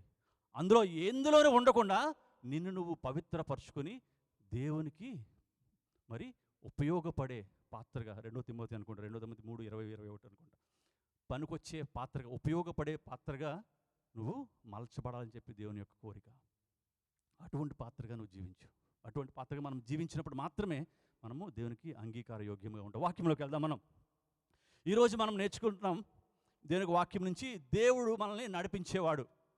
ఏంటంటే మీరు మాట్లాడుతుంటే నాకు సులువు అవుతుంది, మీరు మాట్లాడుతున్నారు లేకపోతే మీకు అర్థం కావట్లేదేమో అనుకుంటాను. దేవుడు ఏంటండి? మనల్ని నడిపించేవాడు. దేవుడు మనల్ని నడిపించేవాడు. మరి దేవుడు నడిపించినప్పుడు మరి కొన్ని విషయాలు మనం 3 విషయాలు ఉంటాయి. నేను త్వరగా నేను చెప్తాను, సమయం కూడా లేదు. దేవుడు మనం నడిపించడానికంట కొన్ని విషయాలు. దేవుడు మనల్ని ఎక్కువగా ప్రేమిస్తాడు కదా, మనం ఒప్పుకుంటాం కదా, దేవుడు మనం ప్రేమించే దేవుడు. దేవుడు మనల్ని ప్రేమించే దేవుడు. ఆయనకి కొన్ని ఆలోచనలు మన పట్ల ఉన్నాయి. ఆయనకి కొన్ని ఆలోచనలు మన పట్ల ఉన్నాయి. ఏంటి ఆలోచనలు? మన సృష్టి మరి ఇంకా మన తల్లి గర్భంలో రూపించబడక ముందే చాలా వచనాలు ఉన్నాయి మనకి. ఆయన మన గురించి ఆయన ఎరిగే దేవుడు, మన గురించి తెలిసే దేవుడు, తెలుసుకున్న దేవుడు, మన గురించి అనేకమైన ప్రణాళికలు ఆయన రాసి ఉంచే దేవుని గురించి మనకు తెలుసు. మన ఆయన నడిపించాలని చెప్పి ఆయన కోరుకున్నాడు. ఎందుకు? మనల్ని ఆయన ప్రేమించాడు కాబట్టి. మరి సృష్టి అంతటిని ఆయన నోటి మాటతో కలుగు చేశాడు, కానీ మానవుడి దగ్గరికి వచ్చేసరికి ఆయన స్వయంగా తన చేతులతో ఆయన నిర్మించడం ప్రారంభించాడు. అంత ఇష్టం మనమంటే. ఆయన మనల్ని లక్ష్య పెట్టడానికి సిద్ధంగా ఉన్నాడు. సో దేవుడు మనల్ని నడిపించడానికి ఆయన సిద్ధంగా ఉన్నాడు. ఎందుకంటే ఆయన మనల్ని ప్రేమిస్తున్నాడు. సింపుల్గా మనం చెప్పుకోవాలంటే ఆయన మనల్ని ప్రేమిస్తున్నాడు. ఏంటి మనం చూద్దాం. ఇప్పుడు దేవుడు మన పట్ల, గాడ్ థాట్స్ టువర్డ్స్, అంటే దేవుని యొక్క ఆలోచన మన పట్ల ఏ విధంగా ఉన్నదని 4 విషయాలు నేను మీతో చెప్తాను మీకు. ఓకే, దేవుని యొక్క ఉద్దేశం, దేవుని యొక్క తలంపులు మన పట్ల, మన జీవితంలో ఏమై ఉన్నాయి, ఎందుకు మనల్ని ఆయన నడిపించాలనుకుంటున్నాడు. మొట్టమొదటి ఏంటంటే గాడ్ కేర్స్ ఫర్ అస్. ఇది మొట్టమొదటి విషయం. ఏంటంటే దేవుడు మనల్ని లక్ష్య పెట్టే దేవుడు. దేవుడు మనల్ని ఆయన లక్ష్య పెట్టే దేవుడు. ఎందుకు లక్ష్య పెడతాడు మనకి? ఎందుకు లక్ష్య పెడుతున్నాడు అనుకుంటాం. చూడండి, ఇర్మియా రాసిన గ్రంథం 23వ అధ్యాయం 11వ వచనం. 29:11. ఇర్మియా 29:11. నేను మిమ్మల్ని గూర్చి ఉద్దేశించిన సంగతులు నేను ఎరుగుదును, రాబో కాలమందు మీకు నిరీక్షణ కలుగునట్లుగా అవి సమాధానకరమైన ఉద్దేశంలే కానీ హానికరమైనవి ఎంత మాత్రమూ కావంట. ఇది యెహోవా వాక్కు. దేవుడు స్వయంగా మాట్లాడుతున్న మాట ఏంటి? నేను మిమ్మల్ని గూర్చి ఉద్దేశించిన సంగతులు అవి మీకు నిరీక్షణ కలుగజేసేవి, సమాధానము కలుగజేసే సంగతులు అని చెప్పి దేవుని ఒక వాక్యం చెప్తుంది. The thoughts what God has towards us. ఆయన మన పట్ల కలిగినటువంటి ఆలోచన గురించి దేవుడు మాట్లాడుతున్నాడు మనతోని. అవంట మనకి నిరీక్షణ కలుగజేయడానికి, మనకి సమాధానకరమైన ఆలోచనలుగానే దేవునివి ఆలోచనలు ఉంటాయి. మనం ఏం చేస్తూ ఉంటామంటే దేవునికి ఆలోచనలు పక్కన పెట్టి మన సొంత ఆలోచనలు పెట్టి ప్రారంభిస్తున్నప్పుడు మన కష్టాలు కొని తెచ్చుకుంటూ ఉంటాం. మనకు ఆలోచించడం ప్రారంభిస్తూ ఉంటాం. మనం ఈ విధంగా చేస్తే బాగుంటుంది. దేవుణ్ణి మనం సంప్రదించకుండా దేవుడు ఏదైతే మన పట్ల ఉద్దేశం కలిగి ఉన్నాడో, ఏదైతే మన పట్ల ప్రణాళిక కలిగి ఉన్నాడో దాన్ని కాకుండా మనము సొంతంగా ఆలోచించి మరి మనకు నిర్ణయాలు తీసుకున్నప్పుడు మనం పడిపోతూ ఉంటాం. ఆ యొక్క ఉద్దేశము మన పట్ల మనకి హానికరంగా తయారవుతుంది. ఎందుకంటే మన ఆలోచనలు దేవునికి ఆలోచనలు కాకుండా మనము వెళ్తున్నాం కాబట్టి అది మనకి హానికరముగా తయారవుతుంది. కానీ దేవునికి ఉద్దేశం అంట మనకి సమాధానాన్ని ఇచ్చేవంట. ఎందుకు మన జీవితంలో సమాధానం ఉండలేదనంటే, ఎందుకు మన జీవితంలో ఆపదలు మనం సంక్రమిస్తున్నాయనంటే కారణం ఏంటిది? దేవుని యొక్క ఉద్దేశాలు మనము మాట్లాడుతుండాలి. అర్థమవుతుందా మీకు నేను చెప్తుంది? అర్థమవుతుందా? దేవుని యొక్క ఉద్దేశాలను మనము ఫాలో అవ్వకుండా ఉండడం వలన మనము మన జీవితంలో సమాధానాన్ని కోల్పోయి మన జీవితాన్ని ఒక హానికరమైన పరిస్థితి జీవితంగా మనకి తయారవుతూ ఉంటుంది. కారణం ఏంటంటే దేవుని యొక్క ఉద్దేశాలు మనము ఫాలో అవ్వట్లేదు కదా. రెండవది, ఆయన కీర్తన గ్రంథం చూసినట్టే కీర్తనలు 139. అదే దేవుడు మనల్ని లక్ష్య పెట్టే దేవుడు అన్న అంశం గురించి నేను మాట్లాడుతున్నాను. ఇది కీర్తనలు 139, 16, 17 వచనాలు. నేను పిండమునై ఉండగా నీ కన్నులు నన్ను చూచెను, నియమింపబడిన దినములలో ఒక్కటైనను కాక మునిపే నా దినములన్నీ నీ గ్రంథంలో లిఖితములు. ఆయన చూసారా, నీ కన్నులు నన్ను చూచెను, నియమింపబడిన దినములు ఒక్కటైనా ఇంకా మొదలు కాకముందే. మరి తల్లి గర్భంలో మనం పిండముగా ఉన్నప్పుడు మరి మనకి దినములు ఇంకా ప్రారంభం అవ్వలేదు కదా, అంతే కదా. తల్లి గర్భంలో ఇంకా మన దినములు ఇంకా ప్రారంభం కాకముందేనంట మన దినాలన్నీ ఆయన గ్రంథంలో లిఖించబడ్డాయంట. అంటే మనం ఎప్పుడు పుడతాము, మనం ఏంటి, మన గురించి ఏంటి ఆయన ఉద్దేశం కలిగి ఉన్నాడు, మరి మన గురించి ఏదైతే ఆయన మరి చేయాలనుకుంటున్నాడో అన్ని విషయాలు దేవుని యొక్క గ్రంథంలో రాయబడి ఉంటాయి. అనుకోవచ్చు, మీకు డౌట్ రావచ్చు, ముందే రాసేడు కదండి నేను ఇలా ఉండడం మరి దేవుని చిత్తమేమో అందుకే నేను ఇలా ఉంటున్నానేమో అని అనుకోవచ్చు. కాదు, అది మనం చేసుకునే క్రియ. మనం మన జీవితాల్లో మనం పాటు చేసుకుంటున్న క్రియలు. కానీ ఆయన ఉద్దేశాలు ముందు చదివాం కదా, ఆయన ఉద్దేశాలు సమాధానకరమైనవి, మరి అది మనకి ఎంతో ఉపయోగపడే మరి ఆ యొక్క ఆలోచనలు మాత్రమే దేవుడు మనకి కలుగు చేశాడు. ఆ యొక్క స్థితిని మాత్రమే మనకి దేవుడు ఇచ్చాడు. ఆ యొక్క స్థితిని మాత్రమే మన జీవితంలో లిఖించబడ్డాయి. అర్థమవుతుంది కదా? సో ఇంత మనల్ని ఆయన లక్ష్య పెట్టే దేవుడు, ఇంతగా ఆయన మనల్ని లక్ష్య పెట్టే దేవుడు. మొట్టమొదటి మనం ఏం నేర్చుకున్నాం? మనల్ని లక్ష్య పెట్టే దేవుడు. ఇది మొట్టమొదటి పాయింట్. ఏంటండి అది? మనల్ని ఆయన లక్ష్య పెట్టే దేవుడు. రెండో చూడండి, God has a plan for us. మనకి దేవుడు ఒక ప్రణాళిక ఆయన ఏర్పరిచాడు. మనకి దేవుడు ఒక ప్రణాళిక ఏర్పరిచాడు. ఏంటి ఆ ప్రణాళిక? మనం ఇక్కడ ఈ లోకంలో మనం పుట్టినప్పుడు మన పట్ల దేవుడు కలిగిన ఉద్దేశం ఏంటి? ఆయన ఏమనుకుంటున్నాడు? ఆయన మన గురించి ఏంటి ఆ ప్రణాళిక ఏర్పాటు చేశాడంటే, ఎఫెసీయులకు రాసిన పత్రిక 2వ అధ్యాయం 10వ వచనం. ఎఫెసీయులకు రాసిన పత్రిక 2వ అధ్యాయం 10వ వచనం. మరియు వాటి యందు మనము నడుచుకొనవలెనని దేవుడు ముందుగా సిద్ధపరిచిన సత్క్రియలు చేయుటకై మనము క్రీస్తు యేసునందు సృష్టింపబడిన వారమై ఆయన చేసిన పనేయున్న. మనం ఎందుకు సృష్టించబడ్డామంట? దేవుడంట ముందుగా ఏర్పాటు చేసినటువంటి సత్క్రియలు మనము జరిగించడానికి మనం సృష్టించబడ్డామంట. ఇప్పుడు అర్థమైందా మనం ఎందుకు సృష్టించబడ్డామో? అనుకోవచ్చు, ఎందుకు నేను పుట్టాను నాకు తెలియదు అని అంటూ ఉంటాం ఒక్కోసారి. ఎందుకంటే మన జీవితం మీద విరక్తి కలిగి ఏం చేయాలో తెలియక అన్ని విషయాలు మనము ఫెయిల్ అయిపోయి మన బ్రతుకులో మనం ఏమో అనుకుంటూ ఉంటాం. ఏమి చేయలేని స్థితిలో ఒక పాయింట్ ఆఫ్ టైంలో మనం ఫిక్స్ అయిపోతాం. నాకేం తోచలేదండి ఏం చేయాలో మాటలు వస్తూ ఉంటాయి కదా మనకి. కానీ నేను దేనికి సృష్టించబడ్డావంట? ఆయన ఏర్పాటు చేసినటువంటి, చూడండి, మనము వేటి యందు దేవుడు ఏర్పాటు చేసిన సత్క్రియల యందు మనం ఉండడానికి మనము ఏం చేయబడ్డాం? మాట్లాడండి. మీరు మాట్లాడకపోతే మీకు అర్థమవుతుందో నాకు అర్థం కావట్లేదు. దేవుడు ఏర్పాటు చేసిన సత్క్రియలు చేయడానికి మనము సృష్టించబడ్డాము అన్న విషయం గ్రహించుకోవాలి. సో దేవునికి ఉద్దేశం, దేవునికి ప్రణాళిక ఏంటి మన పట్ల? ఒకటి, దేవుడు మనకి ఏర్పాటు చేసిన మంచి క్రియలు మనం నెరవేర్చడానికి. దేవుడు ఏర్పాటు చేసిన మన స్వనీతి గురించి మాట్లాడట్లేదు. ఎవరికో దానం చేసి నేను మంచిగా ఉన్నాను అన్న క్రియల గురించి దేవుడు మాట్లాడలేదు. మన స్వనీతి వలన మనము క్షమించబడలేము. మన స్వనీతి వలన మనము దేవునికి రాజ్యంలో చేరుకోలేము. అర్థమవుతుందా? దేవుడు ఏర్పాటు చేసిన సత్క్రియలు మనం జరిగించడం ద్వారా మనం దేవునికి రాజ్యంలో ప్రవేశించగలం. సో మొట్టమొదటి ఆయన ప్రణాళికలో రెండో పాయింట్ మనం మాట్లాడుతున్నాం. ఆ యొక్క ప్రణాళికలో మొట్టమొదటి ఏంటి? దేవుడు మనకి ఏర్పాటు చేసిన సత్క్రియల్లో మనము నెరవేర్చడానికి మనము సృష్టించబడ్డాము. ఓకే, అందులోనే చూద్దాం. 1 పేతురు 2వ అధ్యాయం 9వ వచనం.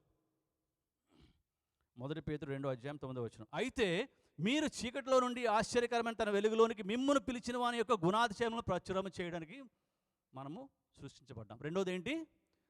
ఆయన ఏర్పాటు, మీరు చూడండి, బైబిల్ చూడద్దు అమ్మా తల్లి, బైబిల్ చూడండి, నాకు చెప్పిన మాట వినండి. బైబిల్ అక్కడ డిస్ప్లే అవుతుంది, అక్కడ చూడండి అమ్మా, ఎందుకంటే మరి మీరు మిస్ అవుతూ ఉంటారు.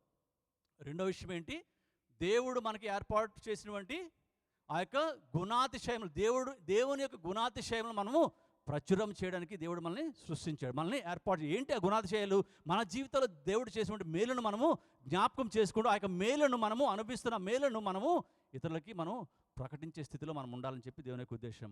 సో ఈ రెండు విషయాలు, మొట్టమొదటిది మనము మంచి క్రియలు, దేవుడు ఏర్పాటు చేసినటువంటి క్రియలు చేయడానికి. రెండవది ఆయన యొక్క గుణాతిశయములు మనము ప్రకటించడానికి మనము సృష్టించబడ్డాం. ఇది దేవుని యొక్క ప్రణాళిక. ఇది రెండో పాయింట్. మొట్టమొదటి ఏం చెప్పాము? దేవుడు మనల్ని లక్ష్య పెట్టేవాడు. రెండవది మన పట్ల కలిగినటువంటి ఉద్దేశం, దేవుని యొక్క ఉద్దేశం, ప్రణాళిక, ప్లాన్ గురించి మాట్లాడుతున్నాం. మూడో విషయం చూడండి, God will not forsake us. దేవుడు మనల్ని విడిచిపెట్టే దేవుడు. చాలా ప్రాముఖ్యమైన విషయం, చాలా జాగ్రత్తగా వినండి. దేవుడు మనల్ని ఆయన విడిచిపెట్టేవాడు కాదు. God never forsakes us. ఇది మనం చాలా జాగ్రత్తగా అర్థం చేసుకోవాలి. మనం విడిచిపెట్టే దేవుడు కాదని మనకు తెలుసు. ఎప్పుడు విడిచిపెట్టే దేవుడు కాదు?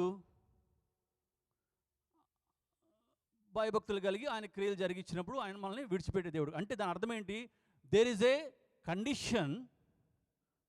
కండిషన్. ఏంటి ఆ షరతు? మనము దేవుడు మనం విడిచిపెట్టకూడదని అంటే మనం ఏం చేయాలి? ఆయనలో నడిచే స్థితిలో మనం ఉండాలి, అంతేనా? So that means there is a condition. మన జీవితంలో ప్రతి ఒక్క వాగ్దానానికి ఒక కండిషన్ ఉంటుంది. Conditional promises. మన బైబిల్లో ఎక్కడ చూసినా కండిషనల్ ప్రామిసెస్ అంటే షరతులతో కూడిన, నువ్వు ఇది చేస్తే నేను ఇది చేస్తాను అంటాడు దేవుడు. ఇష్టానుసారంగా నేను బ్రతుకుతాను, నా బ్రతుకుని ఇష్టానుసారంగా జీవిస్తాను, దేవుడు నాకు మేలు చేయంటే లేదు. నువ్వు ఇది చేయి, నేను ఇది చేస్తాను. That means every promise includes A condition. ప్రతి ఒక్క వాగ్దానము మరి షరతులతో కూడింది. ఏంటి ఈ షరతు అన్నది మనం చూద్దాం. అంటే దేవుడు మనం విడిచిపెట్టకూడదు అని అంటే we should make an agreement with the Lord. అంటే we should make a covenant with the Lord. దేవునితో నిబంధన చేసే స్థితిలో ఉండాలి మన జీవితాలు.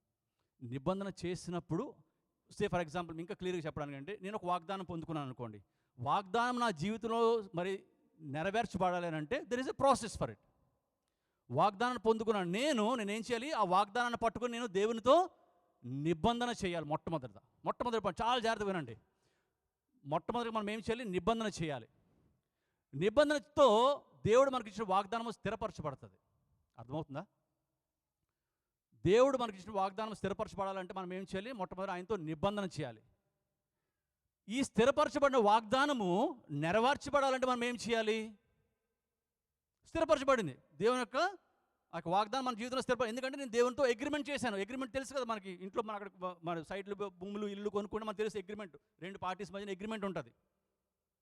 అర్థమవుతుందా? సో ఈ వాగ్దానం నెరవేర్చబడాలి అంటే ఒక అగ్రిమెంట్ చేయాలి. అగ్రిమెంట్తో మనకి స్థిరపరచబడుతుంది. ఆ యొక్క వాగ్దానం స్థిరపరచబడుతుంది. స్థిరపరచబడిన వాగ్దానం మన జీవితంలో నెరవేర్చబడాలంటే ఏం చేయాలి మనం? చూద్దాం వాక్యంలో.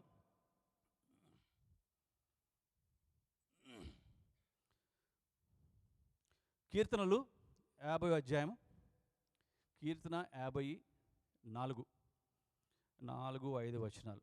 ఆయన తన ప్రజలకు న్యాయము తీర్చుటకై బలి అర్పణ చేత నాతో నిబంధన చేసుకొనిన నా భక్తులను నా యొద్ద సమకూర్చుడని మీతో ఆకాశమును భూమిని సమకూర్చుడని మీద ఆకాశమును భూమిని పిలుచుచున్నాడు. ఏంటి చెప్తున్నాడు దేవుడు?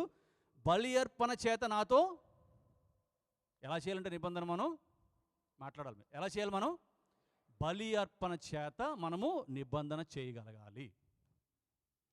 సో మనం జాగ్రత్త వినండి, చాలా జాగ్రత్త వినండి. మనం పొందుకున్న వాగ్దానము నెరవేర్చబడాలి, స్థిరపరచబడాలి అని అంటే first we have to make a covenant with the Lord. దేవునితో వింటున్నారా? దేవునితో మనము నిబంధన చేయాలి. నిబంధన చేసినది ఆ యొక్క వాగ్దానం మరి దాంతో ఏంటంటే మనకి స్థిరపరచబడింది.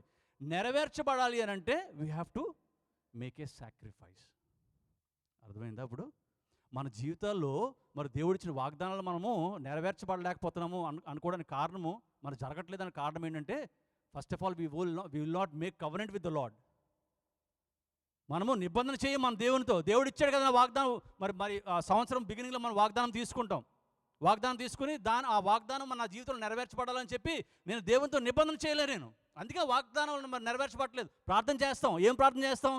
దేవా, నువ్వు నాకు ఈ వాగ్దానం ఇచ్చి ఈ వాగ్దానం జీవితంలో నెరవేర్చేయ్యా, నాకు ఇన్ని కష్టాలు ఉన్నాయా, ఈ వాగ్దానం దయచేసేందుకు వందనాలు, స్తోత్రం అని చెప్పి ప్రార్థన చేసి మనం ముగించేస్తాం. అంతే మనం చేసే ప్రార్థన. అందుకే మన జీవితాల్లో వాగ్దానం నెరవేర్చబడలేదు. కారణం ఏంటంటే you are not making covenant with the promise. మన ప్రాసెస్ ఏంటంటే నెరవేర్చబడాలి.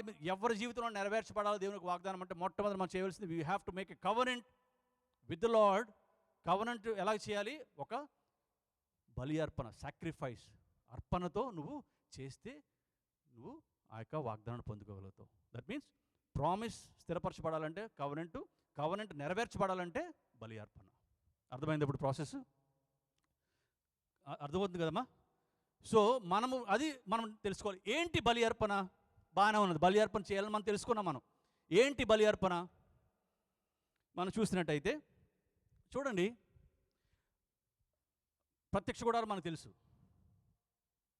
ప్రత్యక్ష గుడారం తెలుసు కదా, మనం విన్నాం కదా, చాలాసార్లు మెసేజ్ విన్నాం కదా. ప్రత్యక్ష గుడారంలో ఎన్ని భాగాలు ఉంటాయి చెప్పాలా?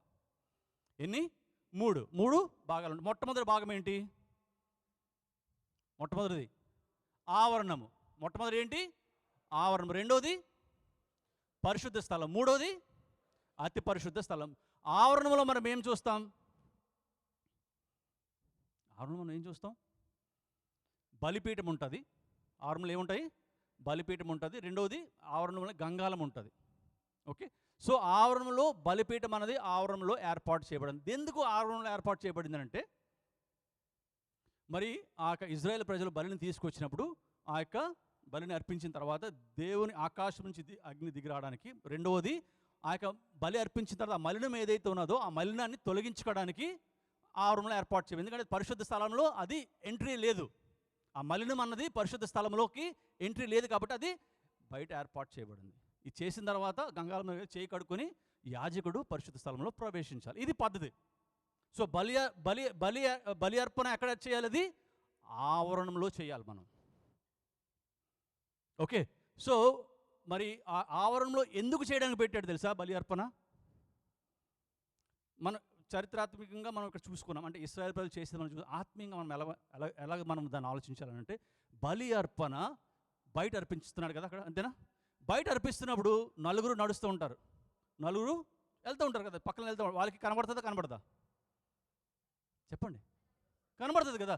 నలుగురు బయట, అంటే వాడు క్రైస్తవుడే కాక్కర్లేదు, ఎవరైనా సరే చుట్టుపక్కల వెళ్తున్నప్పుడు వాడు చూడడానికి వీలు కలుగుతుంది, అంతేనా? సో బలి అర్పణ అన్నది ఓపెన్గా జరుగుతుంది. బలి అర్పణ అన్నది ఎలా జరుగుతుందండి?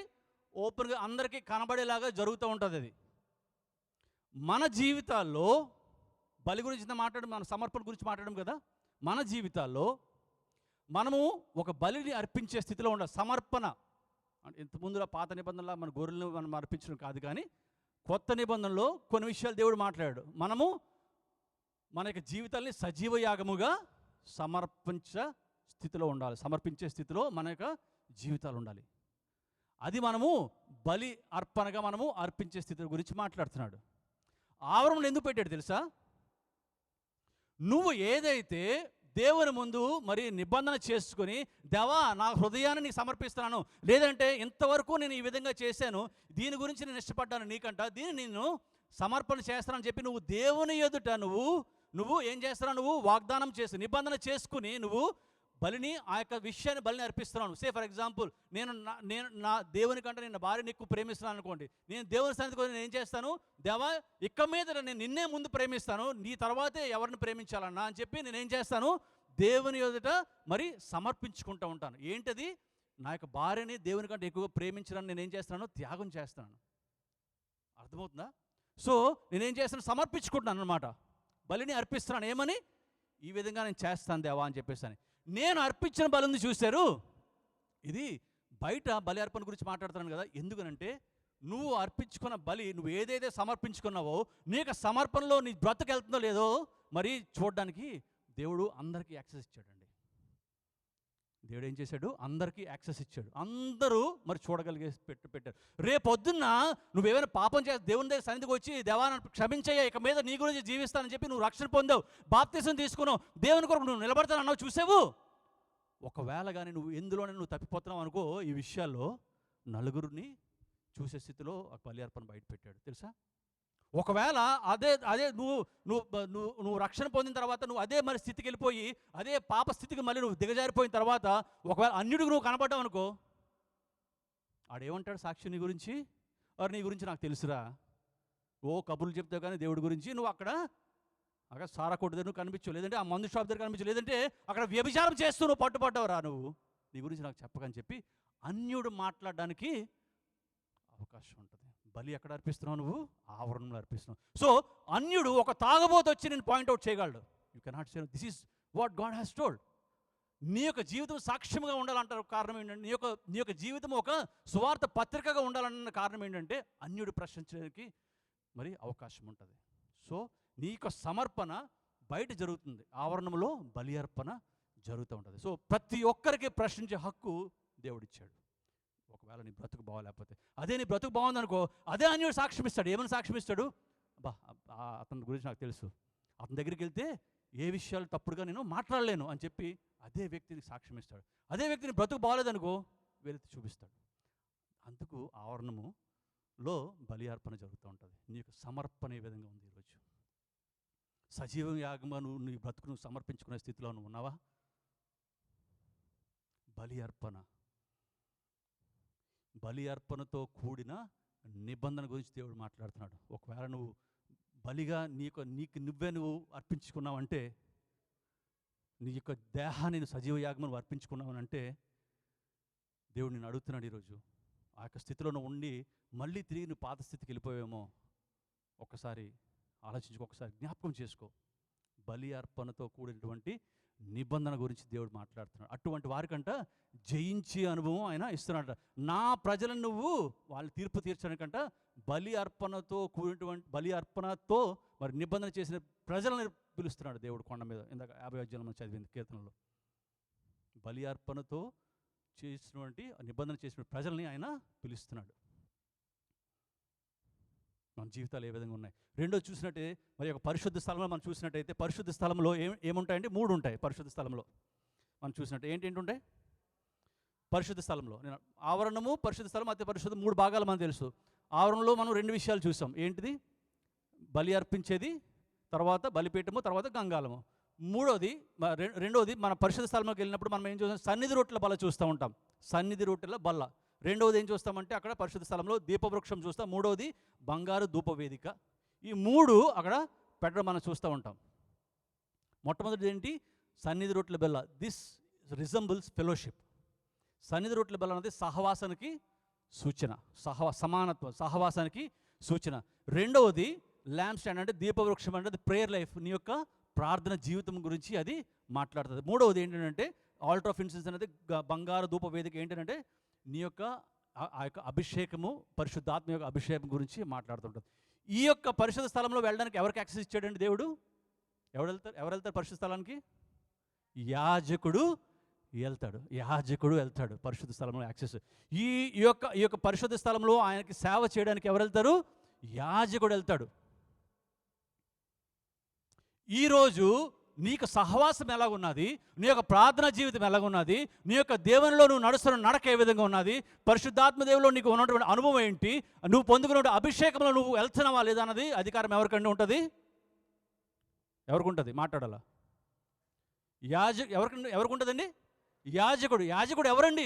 దేవుని యొక్క దాసుడు, దేవుని యొక్క కాపరికి ఉంటుంది. ఈరోజు దేవుని యొక్క దాసుడు కాపరికి అధికారం ఏమిచ్చాడు?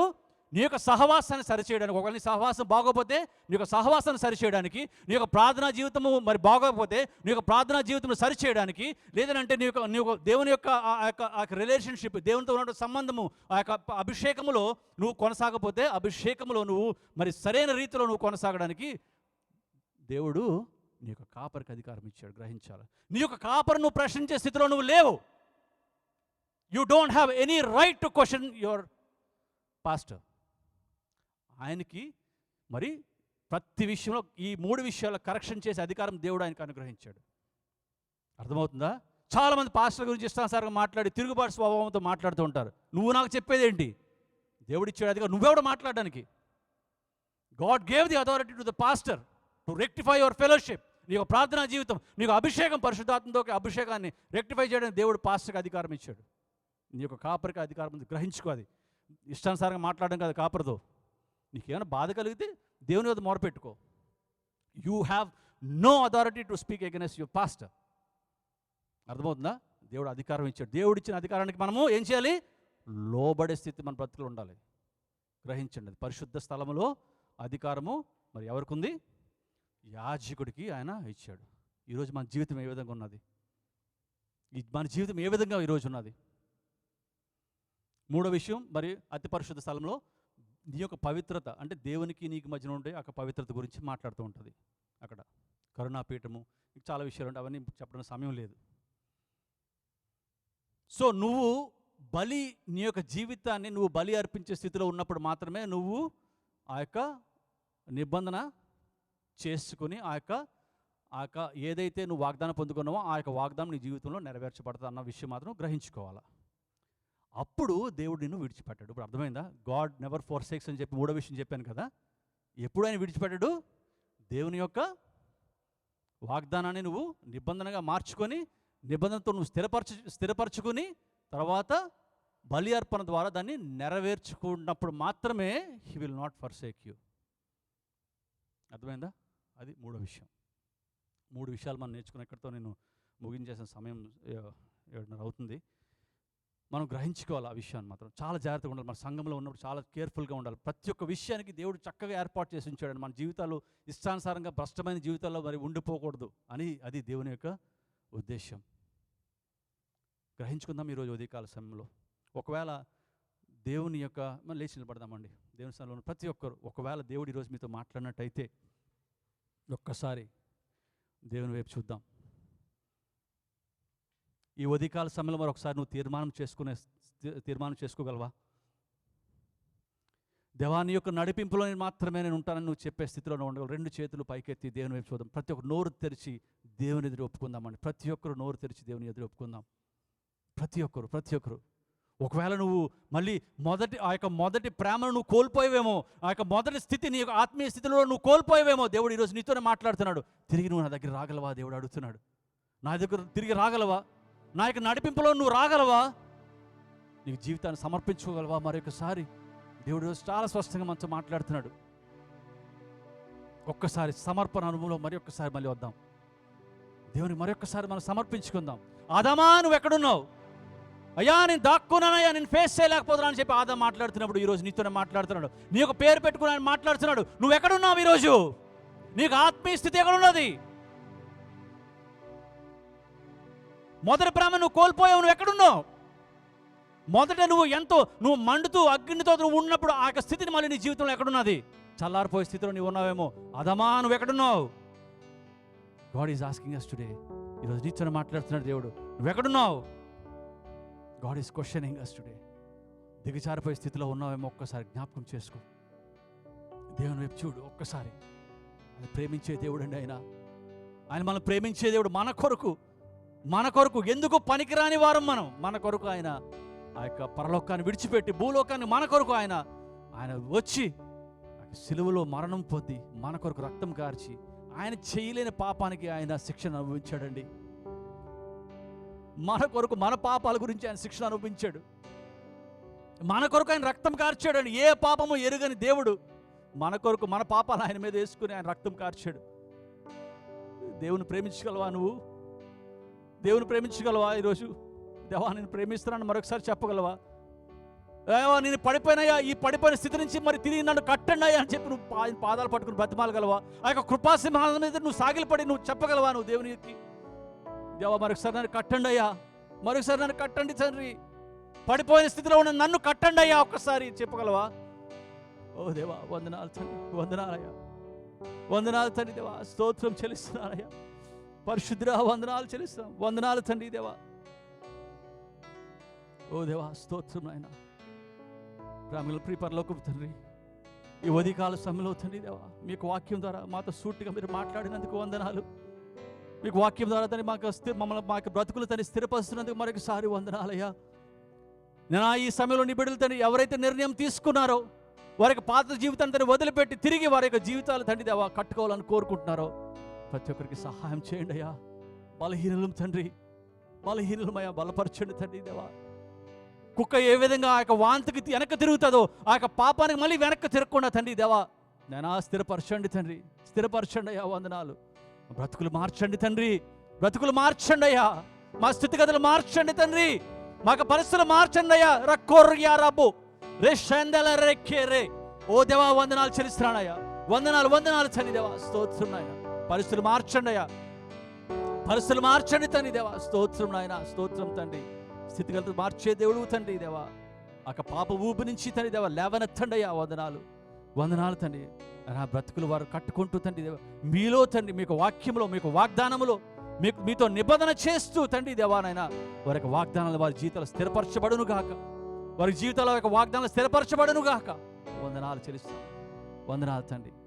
మరొకసారి మా సంఘాన్ని మీకు సమర్పించుకుంటూ నాయన ప్రేమగా తండ్రి దేవానైనా మీరు మమ్మల్ని మందలిస్తున్న విధానం బట్టి మాకు జీవితాలు కడుతున్న విధానం బట్టి మరొకసారి మీకు వేలాది వేలాది వందనాలు చెల్లిస్తూ ఇక వాక్యాంతా మీకు సమర్పించుకుంటూ నాయన మరొకసారి మమ్మల్ని జ్ఞాపకం చేసుకోమని మా జీవితంలో బ్రతికినంత కాలము తండ్రి దేవా అనేక మందికి ఒక ఆశీర్వాదకరంగా మా జీవితాలు ఉండగలిగేలాగా మమ్మల్ని మలచమని యేసుక్రీస్తు వారికి పరిశుద్ధనామములో ప్రార్థించి వేడుకొంచున్నాం తండ్రి. ఆమేన్. దేవుని సన్నిధిలో మనం కానుకలు అర్పించుకుందాం. కానుకలు అర్పించుకొని మన కార్యక్రమాన్ని మనం ముగించుకుందాం.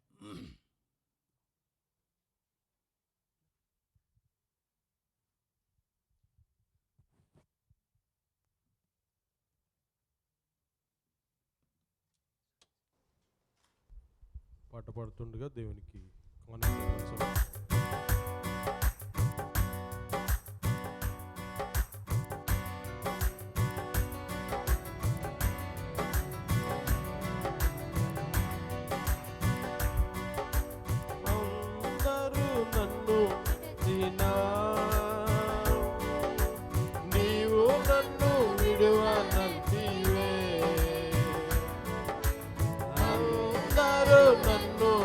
విడచినా నీవు నన్ను విడువనంటివే.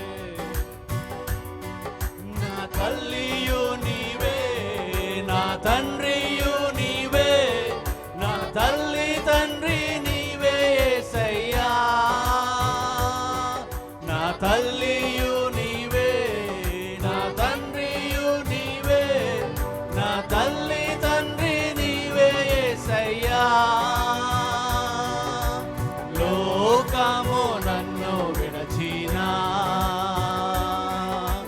నీవు నన్ను విడువనంటివే.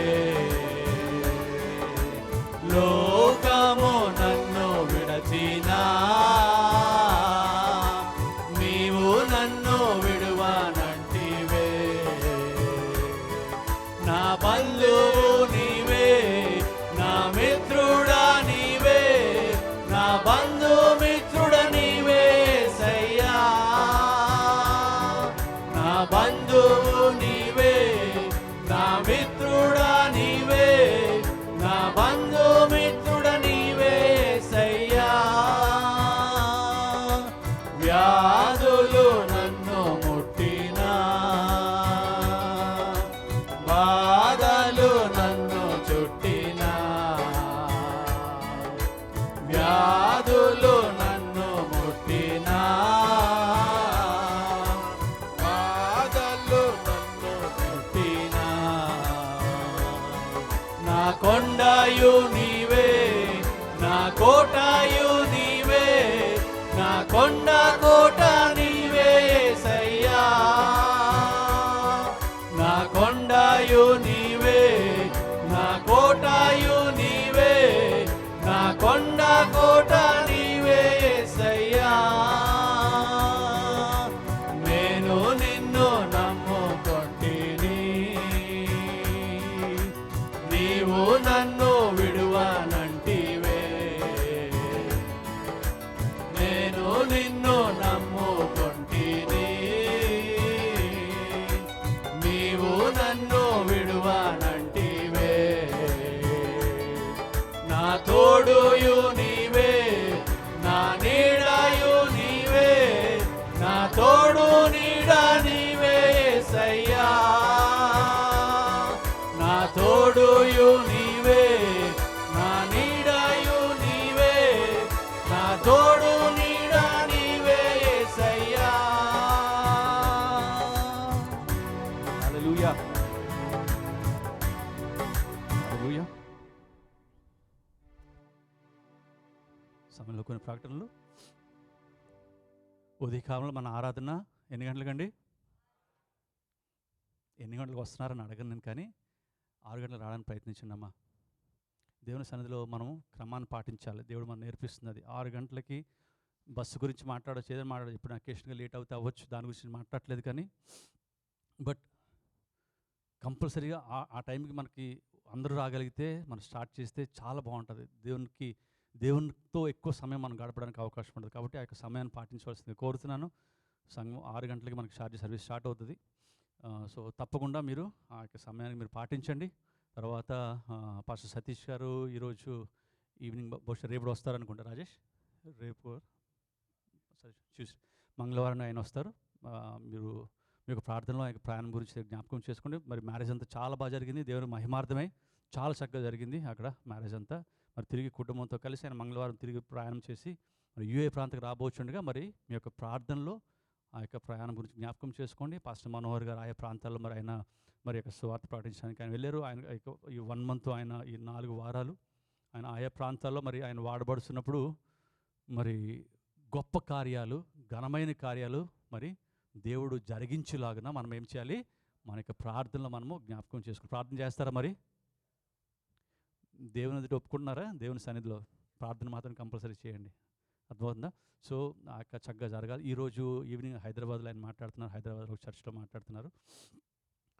సో ప్రతిదినం ఏదో ఒకటి ఉంటుంది. కాబట్టి మీ యొక్క ప్రార్థనలో మాత్రం జ్ఞాపకం చేసుకోండి. చక్కగా మరి దేవుని మహిమార్థమై మరి దేవుడు ఆ యొక్క దైవదాసుని వాడుకునేలాగా మీ యొక్క అనుదిన ప్రార్థన మీరు జ్ఞాపకం చేసుకోవాల్సిందా కోరుచున్నాను.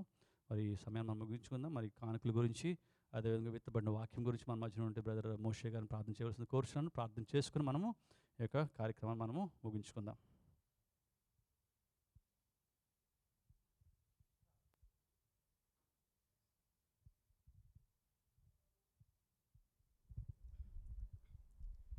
ప్రార్థన చేసుకుందామండి. దేవుడు ఈ దినం మనందరితోటి మాట్లాడి ఉన్నాడు స్పష్టంగా. మరొకసారి మనం కోల్పోయిన స్థితిని తిరిగి మళ్ళీ దేవుని సన్నిధిలో పొందుకోవడానికి మరొక అవకాశం దేవుడు కల్పించాడు. మన బలిపీఠాలను కట్టుకోవడానికి దేవుడు ఈ సమయంలో మనతో మాట్లాడి ఉన్నాడు. ఎంతమంది దేవుని మాటకు లోబడుతున్నారు? ఎంతమంది దేవుని మాటకి అంగీకరిస్తున్నారు? ఎంతమంది వాక్యానికి లోబడి ఆయన వాక్యం మీద కట్టబడడానికి సిద్ధపడుతున్నారు? హృదయపూర్వకంగా దేవుణ్ణి అంగీకరిస్తే, ఆయన మాటను అంగీకరిస్తే, ఆయన వాక్యానికి లోబడితే ప్రతి ఒక్కరూ హృదయం తెరిచి ఆ ప్రభువుకు మనం సమర్పించుకుందాం. ఇది మంచి సమయం. ఈ సమయంలో దేవుడిచ్చిన వాగ్దానాన్ని మనం ఎత్తుపట్టుకుని ఆయన కొరకు మనం జీవిద్దాం. ఈరోజు స్పష్టంగా మనతో మాట్లాడి ఉన్నాడు. ఈరోజు వాక్యము విన్న ప్రతి ఒక్కరూ కూడా మనం హృదయాలు తెరిచి ఆయనకు మనం సమర్పించుకున్నట్లయితే మన జీవితాలకు ధన్యకరంగా ఉంటుంది. వాక్యం కొరకు ప్రార్థన చేద్దాం. అందరం ఏకీభవించి ప్రార్థించేద్దాం. హల్లెలూయా, హల్లెలూయా, హల్లెలూయా, హల్లెలూయా. స్తోత్రం, స్తోత్రం, స్తోత్రం, స్తోత్రం, స్తోత్రం, స్తోత్రం. కృపా సత్య సంపూర్ణుడైన తండ్రి మీకు వందనములు, స్తోత్రం. ప్రేమ స్వరూపుడైన ప్రభువా నీకు వందనాలు. మహోన్నతుడా మా రక్షణకర్త నీకు స్తోత్రాలు చెల్లిస్తున్నాం. నా తండ్రి, నా ప్రభా, ప్రారంభం నుండి ఇంతవరకు నీ కృపతో, నీ ప్రేమతో నా తండ్రి, నా ప్రభా, క్రమముగా నా ప్రభా, మర్యాదగా నా ప్రభా, ఈ ఆరాధన నా ప్రభా ఇంకా చిత్తానుసారముగా జరిగించినందుకు నీకే కృతజ్ఞతాస్తుతులు చెల్లిస్తున్నాము నా తండ్రి. పరిశుద్ధాత్మ దేవుడా మీకు స్తోత్రము నాయనా. ప్రారంభం నుండి మాకు తోడుగున్న దేవుడా నా తండ్రి, నీ అధ్యక్షతను నా ప్రభా ఈ యొక్క కూడికను నడిపించిన దేవా, మరొకసారి నీ పాదాలు పట్టుకు నీకు కృతజ్ఞతాస్తుతులు చెల్లిస్తున్నాము నా తండ్రి. కనికరము కలిగిన దేవా నీకు వందనములు తండ్రి. నా తండ్రి, నువ్వు వాగ్దానం చేసిన దేవుడు నా తండ్రి. నా ప్రభా, నువ్వు వాగ్దానము నా తండ్రి, నీ యొక్క వాగ్దానాన్ని నా ప్రభా మేము ఏ రీతిగా అనుభవించాలో నా తండ్రి, నీ వాగ్దానాన్ని మేము ఏ రీతిగా స్వతంత్రించుకోవాలో మాతో మాట్లాడిన దేవా, మరొకసారి నీ వాగ్దానం కొరకు నా తండ్రి మాకు గుర్తు చేసిన తండ్రి నీకు వందనములు, స్తోత్రములయ్యా నా ప్రభా. ఇదిగో నా తండ్రి, నా ప్రభా నీ సన్నిధానంలో మేము తీర్మానం నా తండ్రి ఏ రీతిగా తీర్మానించుకుంటున్నాము, ఏ రీతిగా జీవిస్తున్నాము నా తండ్రి, మరొకసారి నా తండ్రి మాకు గుణపాఠం నేర్పిన దేవుడు నా తండ్రి, మేల్కొల్పిన దేవుడు, మా జీవితాలను లేపగలిగిన దేవుడు నా తండ్రి. నా ప్రభా నీ రెప్పపాటున నా తండ్రి, నా ప్రభా నీ రాకడ రానయ్యున్నది కాబట్టి నా తండ్రి మేము సిద్ధపడే సంఘముగా నా ప్రభా మమ్మల్ని సిద్ధపరచండి. ప్రతి ఒక్కరు నా తండ్రి ఆతృతతో నా ప్రభా నీ ముందు సాగిలపడడానికి నా ప్రభా, నీ ముందు సిద్ధపడడానికి నా ప్రభా నీ కృప చూపమని ప్రార్థిస్తున్నామయ్యా. ఈ దినము వాక్యము ద్వారాగా మమ్మల్ని స్పందించిన దేవా నా తండ్రి మీకు స్తోత్రము నా తండ్రి. మీ దాసుని స్పష్టంగా మాతో మాట్లాడి ఉన్నావు నా తండ్రి. ఈ రోజు వాక్యాన్ని బట్టి మీకు వందనాలు, స్తోత్రాలు చెల్లిస్తున్నాము నా తండ్రి. నీ వాక్యం మా జీవితాల్లో ఫలింపజేయమని ప్రార్థన చేస్తున్నాము. ఈ వాక్యాన్ని అంగీకారకంగా నా ప్రభ మేము యోగ్యకరంగా నా తండ్రి నీ యొక్క సన్నిధిలో నా ప్రభ బ్రతకడానికి మీ కృప చూపండి నా తండ్రి. మా జీవితంలో ప్రతి పాపానికి నా ప్రభ మేము నా తండ్రి వదిలిపెట్టి నేను వెంబడించడానికి నా ప్రభ మమ్మల్ని సిద్ధపరచమని ప్రార్థన చేస్తున్నాం నా తండ్రి.